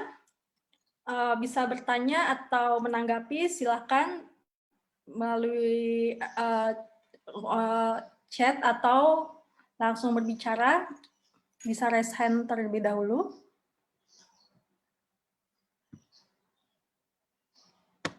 Dari di sini ada. Atau mungkin juga teman-teman yang punya pengalaman soal penanganan COVID juga bisa sharing. Oh, di sini sudah ada Mas Miju Primus Bengkel Apek ya. Silakan Mas. Ya, selamat sore. Selamat sore. Ya, ini Om Largus. Saya menggunakan akunnya Pak Miju, kami satu dapur jadi. Ya, terima kasih banyak. Ada beberapa hal yang saya mau sampaikan berdasarkan pengalaman praktis kami belakang. Perlu direfleksikan atau dievaluasi itu adalah kerjasama lintas instansi. Kerjasama lintas instansi terutama bagaimana supaya antar instansi itu harus memiliki data juga tentang pegawai yang terpapar. Sebagai salah satu contoh misalnya, beberapa hari lalu itu salah satu pasien yang sedang melakukan isolasi mandiri itu dia terpaksa harus keluar rumah untuk menyelesaikan dokumen pemeriksaan BPK. Dan itu dampaknya itu adalah masyarakat di sekitar itu mengalami kepanikan yang cukup serius gitu. Nah, itu yang pertama. Lalu yang kedua berkaitan dengan vaksinasi. Untuk saat ini dan juga yang tadi disampaikan oleh narasumber itu bahwa ada prioritas. Kalau belakangan prioritasnya itu tenaga kesehatan, kemudian tahap kedua itu sudah masuk ke pihak penyelenggara layanan publik. Lalu yang berikut, kita di NGO ini kapan? Kenapa tidak diprioritaskan? Karena saya merasa bahwa kita NGO, terutama kami di tingkat basis ini, interaksi dengan masyarakat di desa itu sangat rutin gitu, sangat rutin. Nah ini sangat beresiko dari sisi kesehatan dan juga dari sisi kerja-kerja kita gitu. Sehingga menurut saya untuk proses vaksinasi ini kalangan kita juga harus diperlakukan sama seperti Dewan Pers yang hari ini sangat bergembira sekali mereka diprioritaskan gitu. Nah, terus yang ketiga, saya juga sedikit bagi pengalaman hari ini kami cukup aktif untuk membantu memastikan penanganan pasien COVID di rumah sakit di daerah kami. Salah satu yang mengkhawatirkan kami itu adalah tidak semua rumah sakit itu menangani pasien COVID itu sesuai standar gitu. Contoh, tadi itu kami ke rumah sakit. Lalu mereka mengizinkan pasien COVID ini yang di IGD itu untuk didampingi oleh keluarga. Yang notabene keluarga ini tidak punya APD yang memadai. Nah, ini menurut saya penting. Meskipun kecil informasinya, saya khawatir ada rumah sakit lain yang mengalami hal yang sama gitu. Kira-kira itu saja dari saya, mungkin bisa ditambahkan oleh itu saja dari kami Bengkel Apek informasinya. Mohon maaf, informasinya sedikit saja. Baik, Pak Markus, maaf, benar ya namanya Pak Markus? Takut saya salah. Tadi ada sharing juga dari Pak Markus ya, ada 3.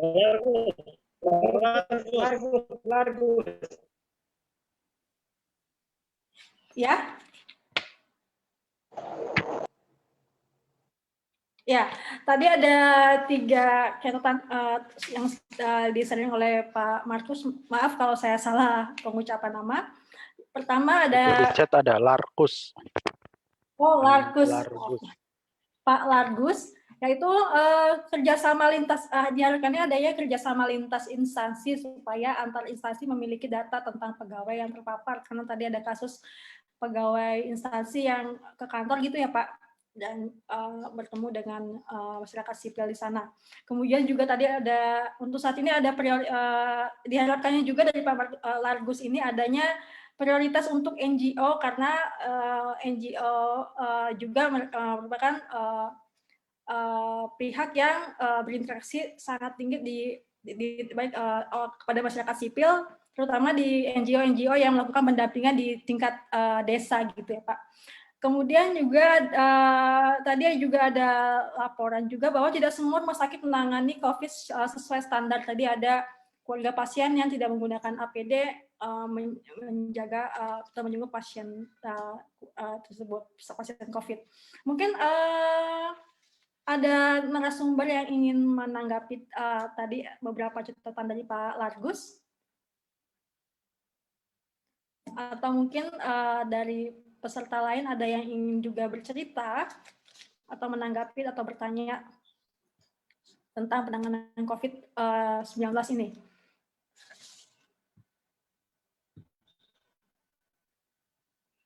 Bagaimana? Mungkin Mbak Irma kali yang pas. Oke, boleh saya bisa menanggapi dulu. Memang ya, terima kasih banyak. Memang terima kasih banyak ini Pak, masukan banget ya. Kita juga jadi gini, makanya kita tuh perlu mengawal proses vaksinasi ini ya, vaksinasi sebagai ya salah satu ya, sambil kita tetap juga mengawal pemerintah melakukan surveillance epidemiologi lainnya, misalnya seperti testing, tracing dan lain sebagainya ini ya. Tapi yang saya sampaikan tadi, masalah public health surveillance lainnya aja belum kunjung selesai juga. Sekarang sudah ada masalah baru lagi dengan vaksinasi. Vaksinasi itu masalahnya bermacam-macam, mulai dari data dan prioritas yang sebenarnya, yang sebenarnya sudah ditetapkan dalam PMK vaksinasi, tetapi sepertinya kita kemarin melihat ya, pada saat vaksinasi kepada nakes yang dilakukan di Jakarta, itu ada beberapa wartawan yang juga divaksin. Nah, ini kan artinya menyalahi prioritas yang sudah ditentukan dan sudah dibuat dan sudah dijadwalkan, sudah direncanakan sendiri oleh pemerintah gitu. Padahal satu vaksinasi saja itu kan sangat bermanfaat dan sangat berarti buat seluruh rakyat Indonesia. Kita ini orang yang terinfeksi banyak. Data-data modeling yang dilakukan oleh beberapa ilmuwan, baik teman-teman epidemiolog yang ada di Indonesia maupun di luar Indonesia, itu menunjukkan bahwa kemungkinan tingkat infeksi yang ada di Indonesia ini bisa mencapai 7 kali lipat dari data yang biasanya setiap hari di-share oleh pemerintah gitu. Artinya apa?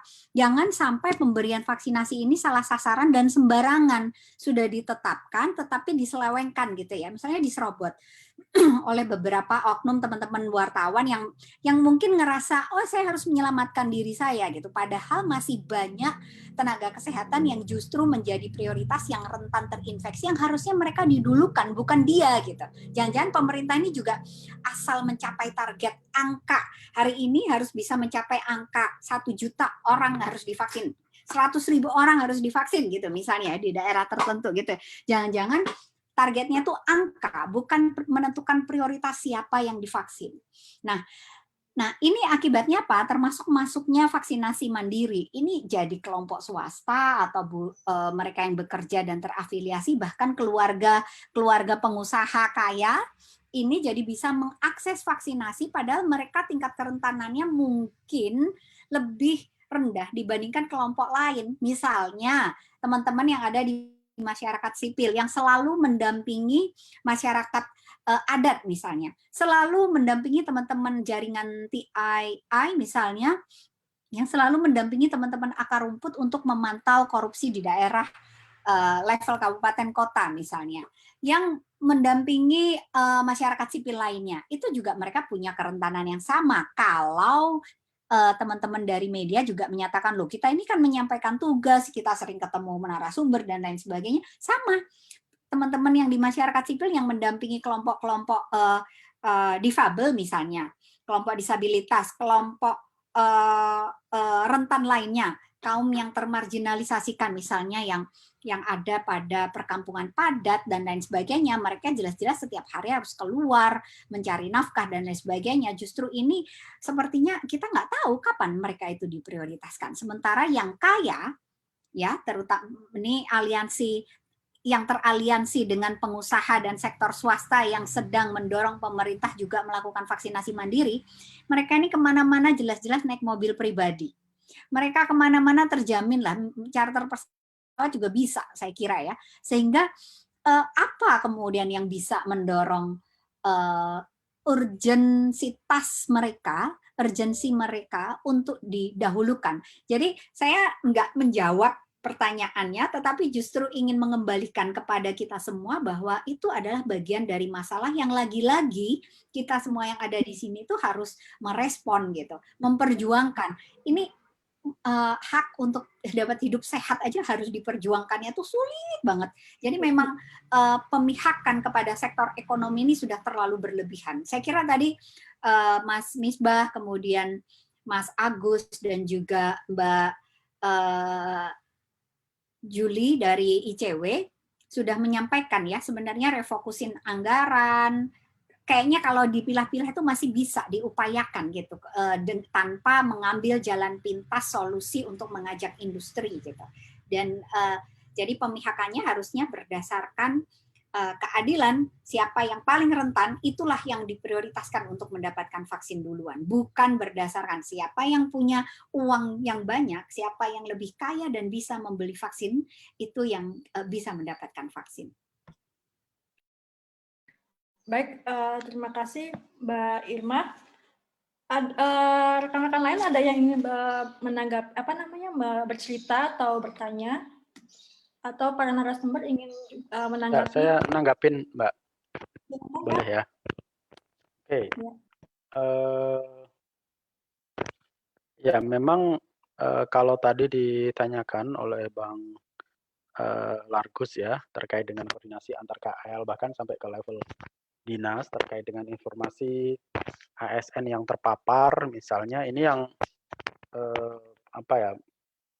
masih sangat sulit ya, kita belum ada, meskipun ada informasi setiap bulan sebenarnya yang dikeluarkan oleh Satgas Covid terkait dengan berapa sih di masing-masing KL itu yang terpapar, tetapi memang tidak ada informasi yang relatif reguler gitu ya, yang bisa kita dapatkan sehingga kementerian tersebut perlu tindakan-tindakan yang misalnya apakah harus lockdown khusus untuk kementerian tertentu misalnya, itu kan belum ada gitu ya. Di kementerian tetap banyak yang tetap buka setiap hari meskipun ada pengurangan jumlah ASN yang masuk setahu saya, dan juga diterapkan rapid test ya ketika memasuki kantor-kantor kementerian. Itu yang dilakukan, tetapi memang aktivitas di kementerian juga masih relatif sama ya. Banyak juga yang masih melakukan perjalanan dinas ke berbagai daerah gitu ya, yang itu juga mempunyai resiko tinggi terhadap keterpaparan maupun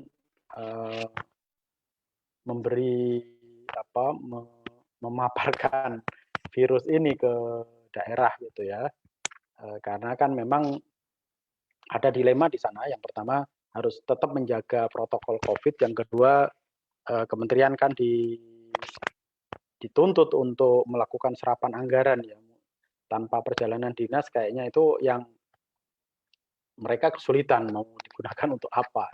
Nah itu yang sepertinya ada kebingungan ya terkait dengan itu. Terus ini yang informasi terkait dengan berapa ASN yang terpapar menurut saya penting ya. itu harus dilakukan oleh masing-masing kementerian sehingga masyarakat ketika mengakses layanan ke kementerian itu juga tahu kondisi kementerian tersebut gitu. Yang kedua terkait dengan vaksin, ini memang perdebatan yang belum tuntas.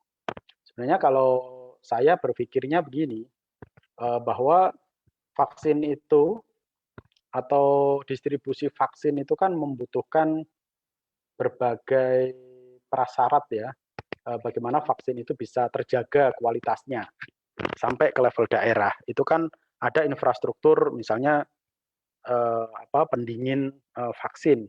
Itu kan di berbagai daerah juga belum ada gitu.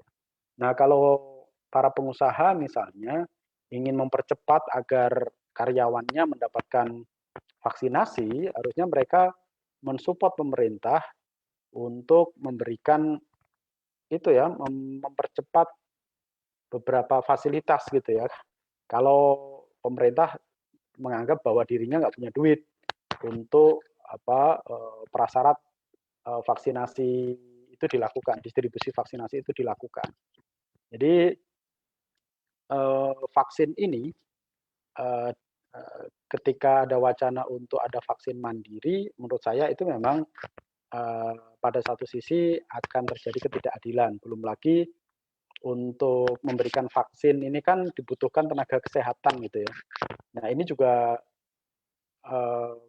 pasti tenaga kesehatan sangat terbatas gitu, apalagi nanti kalau harus melayani vaksin mandiri ini, itu kan akan tersedot juga tenaga kesehatan yang seharusnya mereka melayani masyarakat reguler yang harusnya mendapatkan vaksin gratis dari pemerintah, mereka akan tersedot juga untuk memberikan vaksin kepada pengusaha-pengusaha, meskipun yang divaksin masyarakat juga gitu ya, artinya karyawan-karyawan itu gitu. Nah ini yang mungkin perlu dihitung juga apakah kapasitas tenaga kesehatan itu memadai untuk kalau swasta itu melakukan vaksinasi mandiri gitu. Jadi banyak hal yang sebenarnya harus diperhitungkan untuk mengambil kebijakan melalui vaksinasi mandiri ini gitu ya. Meskipun pada prinsipnya selalu dikatakan bahwa vaksin ini kan sama-sama gratis gitu ya, yang diberikan kepada yang dilakukan oleh swasta, pengusaha misalnya itu ya untuk ya kita untuk keluarganya pasti itu tadi seperti yang dikatakan Mbak Irma pasti akan menjadi prioritas ya, tetapi alasan mereka kan selalu untuk karyawan gitu ya, untuk para buruh yang mereka kelola gitu. Nah ini yang menurut saya memang perlu sangat hati-hati ya di dalam mengambil kebijakan vaksin mandiri ini gitu. Itu sih kira-kira nah kalau yang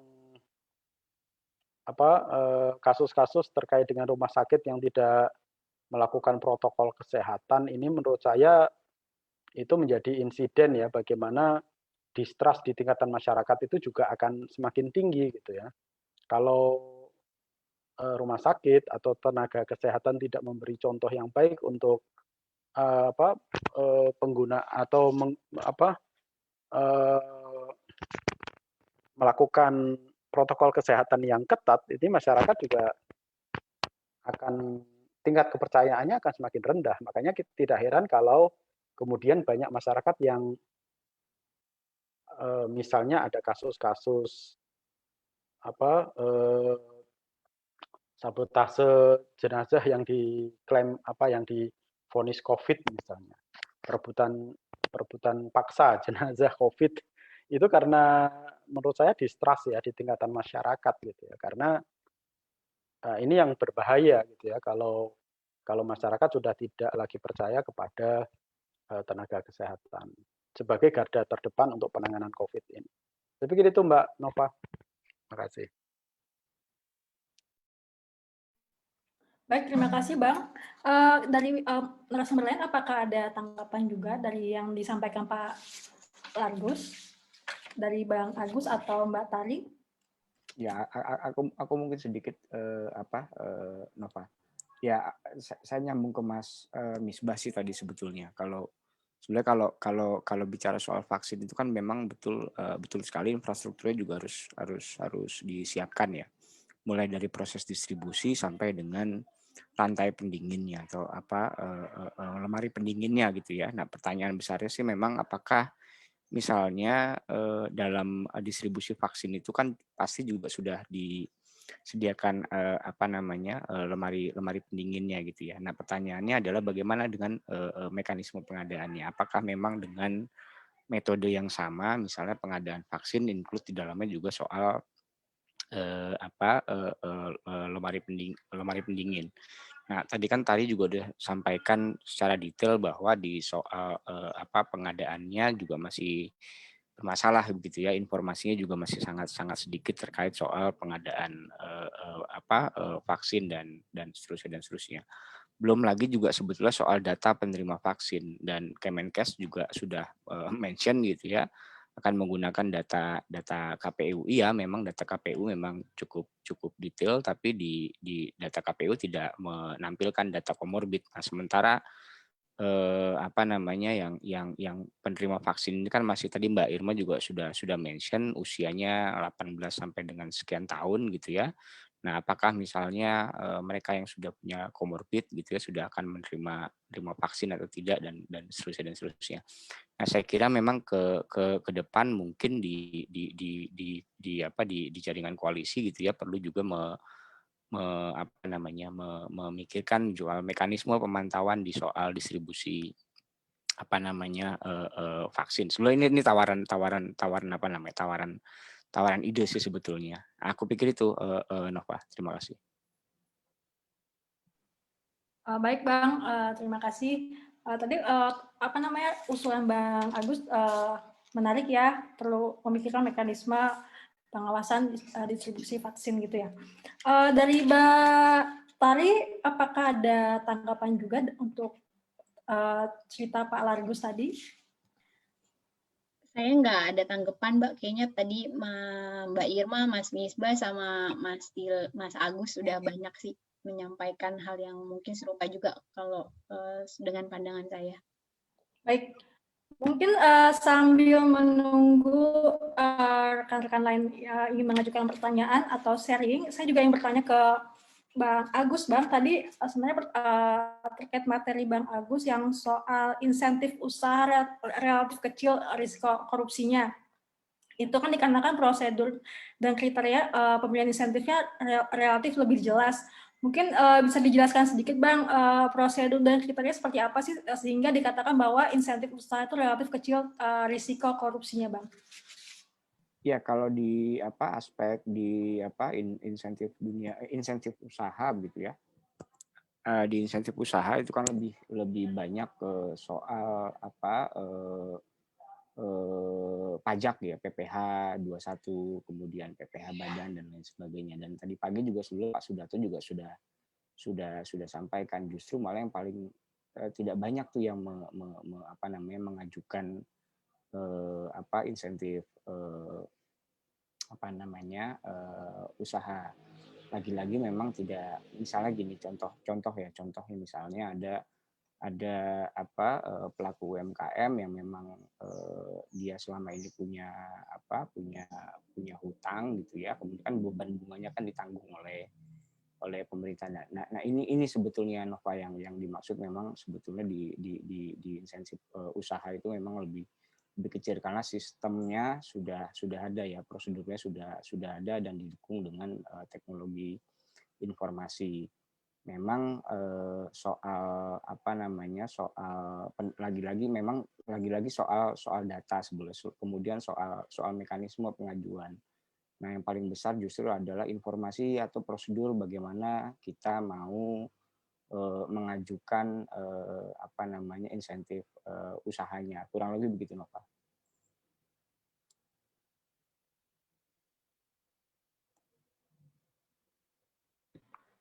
Baik Bang, terima kasih sharingnya.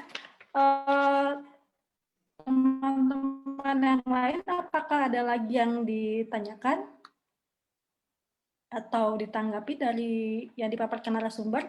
atau yang diceritakan oleh Pak Largus barusan? Jika tidak ada, karena sekarang sudah 14.49, mungkin kita sama-sama mendengarkan closing statement dari para narasumber kita mengenai evaluasi 1 tahun ini dan harapannya di tahun 2021 sekarang terkait penanganan pandemi COVID-19. Mungkin bisa dimulai dari Bang Agus dulu deh, yang dari tadi bisa ngomong. Ya, terima kasih Nova. Saya kira kerja koalisi ini belum nggak berhenti sampai di sini ya. Artinya persoalan kita masih sangat panjang, khususnya di soal aspek transparansi dan akuntabilitas. Teman-teman, saya pikir Bang Largus juga tadi juga sudah sampaikan, Tari juga sudah sampaikan bahwa sangat sulit mendapatkan informasi terkait soal pengadaan. Kemudian tadi Bang Largus sampaikan juga klaster-klaster perkantoran di NTT juga tidak dipublikasikan. Saya kira bukan hanya di NTT, di Jakarta pun juga demikian gitu ya. Belum banyak informasi yang detail terkait soal klaster-klaster di perkantoran. Bahkan kalau teman-teman ingat begitu ya, ada Kemenko yang tiba-tiba menjadi donor plasma gitu ya, dan tidak diumumkan bahwa dia sudah pernah terpapar dan seterusnya. Nah, saya pribadi memang mengapresiasi ketika ada pejabat publik mendeklar bahwa menyatakan dirinya terpapar COVID dan sedang melakukan isolasi. Itu pertama. Kemudian keduanya, kerja-kerja koalisi memang harus terus dilakukan gitu ya, dengan berbagai macam cara, dengan berbagai macam metode gitu. Dan karena memang pandemi masih belum berakhir, alokasi anggarannya juga masih sangat besar. Yang kita khawatirkan ketika alokasinya besar, kemudian transparansinya juga terbatas, akuntabilitas juga terbatas, ruang partisipasinya juga terbatas. Kita cuma khawatir bahwa kedepannya akan terjadi praktek korupsi dalam penanganan pandemi. Saya kira itu, Bapak. Baik, terima kasih Bang Agus. Kemudian silakan Mbak Tari untuk menyampaikan closing statement-nya. Ya, terima kasih Mbak Nova. Kalau saya sih, menurut saya pemerintah harus selalu ya catatannya berbenah diri gitu ya terkait dengan transparansi, apalagi di sektor pengadaan ini terkait penanganan COVID. Karena ini udah 1 tahun dan menurut saya ini waktu yang cukup lama gitu ya, sudah terlalu lama pemerintah masih juga tidak membuka data-data dan informasinya gitu. Apalagi kalau kita tahu udah ada sistemnya juga untuk pelaporan, mungkin bisa dimulai juga dibuka sistem pelaporannya yang terhubung dengan LKPP, meskipun belum lengkap atau belum 100%, tapi paling tidak sudah dimulai sehingga masyarakat juga sudah bisa mulai mengetahui pengadaan darurat yang selama ini dilakukan oleh pemerintah itu apa saja gitu. Di sisi lain, menurut saya juga sependapat dengan Mas Tile bahwa kerja-kerja kelompok masyarakat sipil dimanapun ya, di tingkat nasional maupun daerah, sepertinya harus juga tetap dilakukan, melihat ya sepertinya juga potensi-potensi dari kecurangan ataupun korupsi ke depannya ini masih akan mungkin sekali terjadi gitu, baik di sisi pengadaan atau mungkin di hal-hal lainnya gitu sih. Jadi kerja bersama dengan kelompok masyarakat lain itu menjadi hal yang penting juga ke depannya, dan bertukar informasi serta data antar kelompok masyarakat juga. Mungkin itu Mbak Nova. Baik, terima kasih Mbak Tari. Selanjutnya saya persilakan Bang Misbah. Oke, Mbak Nova. Yang pertama, saya melihat bahwa pemerintah ini masih semena-mena ya, dalam tanda petik, melakukan atau menganggarkan anggaran untuk penanganan COVID ini tanpa melibatkan stakeholders. Apakah itu DPR nggak diajak bicara, masyarakat sipil juga nggak diajak bicara. Ini baru 2 bulan di 2021 ini aja sudah 3 kali perubahan anggaran ya untuk penanganan COVID ini, atau anggaran PEN itu sudah berubah 3 kali dan kecenderungannya semakin besar gitu ya. Nah, sementara evaluasi terhadap anggaran penanganan COVID di 2020 itu juga belum dilakukan secara penuh gitu ya. Apa kelemahan-kelemahannya sehingga apakah itu layak diberi anggaran lebih atau tidak. Nah, itu yang menurut saya perlu dilakukan ke depan.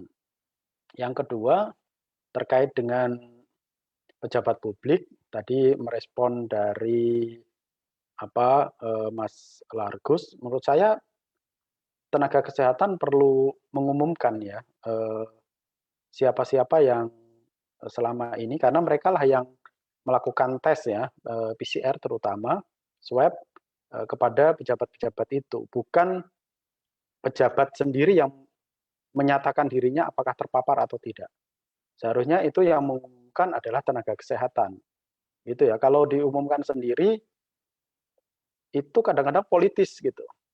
Jadi kalau pas lagi ada kasus yang nyerempet dirinya, kemudian mereka menyatakan terkena COVID misalnya. Nah, itu kan ini jadi asumsi masyarakat jadi mengarah ke sana gitu. Jadi menurut saya yang punya hak untuk menyatakan apakah pejabat atau masyarakat terkena terpapar COVID atau tidak harusnya dari tenaga kesehatan ya, bukan dari dirinya sendiri gitu. Terus yang ketiga, saya sepakat tadi bahwa kerja-kerja masyarakat sipil koalisi ini harus tetap berlanjut karena anggaran ini masih sangat rentan ya di tengah ketertutupan, di tengah akuntabilitas yang rendah. Sementara tadi kita tahu bahwa angka kemiskinan, angka pengangguran ini semakin tinggi gitu ya. Nah, duitnya itu kemana? Nah, ini yang penting untuk kita tetap melakukan konsolidasi untuk mengawal kerja-kerja penanganan COVID dan kerja-kerja reguler pemerintah, baik di tingkat pusat, daerah, sampai ke level desa. Saya pikir itu Mbak Nova. Terima kasih. Baik, terima kasih Bang Misbah. Selanjutnya Mbak Irma, silakan Mbak. Saya sepakat dengan teman-teman lainnya, memang perlu pengawasan ya dimanapun, akuntabilitas alokasi anggaran, anggaran untuk apa aja, kemudian distribusinya, memastikan semuanya itu sampai tepat sasaran. Tetapi yang paling penting lagi, kita juga harus mengawasi di tingkat kebijakannya. Karena pengalaman yang selama ini kita lihat, itu pelaksanaannya semuanya bagus, sesuai dengan kebijakannya. Tapi kebijakannya itu kayaknya penunjukan langsung, meskipun di masa darurat seperti ini dimungkinkan, tetapi itu juga membuka peluang penyalahgunaan dan lain sebagainya. Seperti juga dalam Perpres 14 tahun 2021 tentang pelaksanaan vaksinasi, pengadaan dan pelaksanaan vaksinasi, di mana di situ dijelaskan tertera secara eksplisit bahwa badan usaha yang bisa menyelenggarakan vaksinasi itu ditunjuk oleh Menteri Kesehatan, dan Menteri Kesehatan adalah pihak yang bisa menentukan prioritas berdasarkan masukan dari imunisasi advisory board gitu. Jadi ini yang penyalahgunaan kebijakan, penyalahgunaan kekuasaan yang dituangkan, dimanifestasikan dalam kebijakan yang mau nggak mau harus dijalankan, dan ketika kebijakannya salah ya pelaksanaannya pun menjadi salah. Nah, ini saya kira juga satu PR besar yang saya berharap entah bagaimana ya kita supaya pemerintah bisa memperbaiki ini, karena selama ini protes apapun yang kita sampaikan sepertinya tidak pernah didengar ya, mulai dari reformasi di korupsi, kemudian omnibus law, kemudian soal pengendalian pandemi, sekarang vaksinasi mandiri. Jadi kita mesti menjadikan track record apa yang selama ini dilakukan oleh pemerintah dalam merespon, mereka tidak mendengar apa yang kita sampaikan, itu harus kita jadikan semangat buat kita untuk menyuarakan lebih keras lagi. Dan kalau saya ingin menutup dengan harapan, dalam waktu dekat ini yang paling prioritas, saya kira penting sekali untuk menghalau, penting sekali untuk menolak adanya vaksinasi mandiri. Ide vaksinasi mandiri ini akan membuat pekerjaan kita, membuat pekerjaan teman-teman semakin berat, dan membuat negara akan semakin terbebani. Karena peluang korupsi, peluang penyalahgunaan kewenangan, kekuasaan, itu sangat terbuka. Dengan masuknya pihak swasta, dengan cara penunjukan langsung, untuk melakukan vaksinasi kepada lingkungannya. Saya kira itu dulu dari saya, selain kita juga mengawal pengendalian pandemi yang dilakukan oleh pemerintah.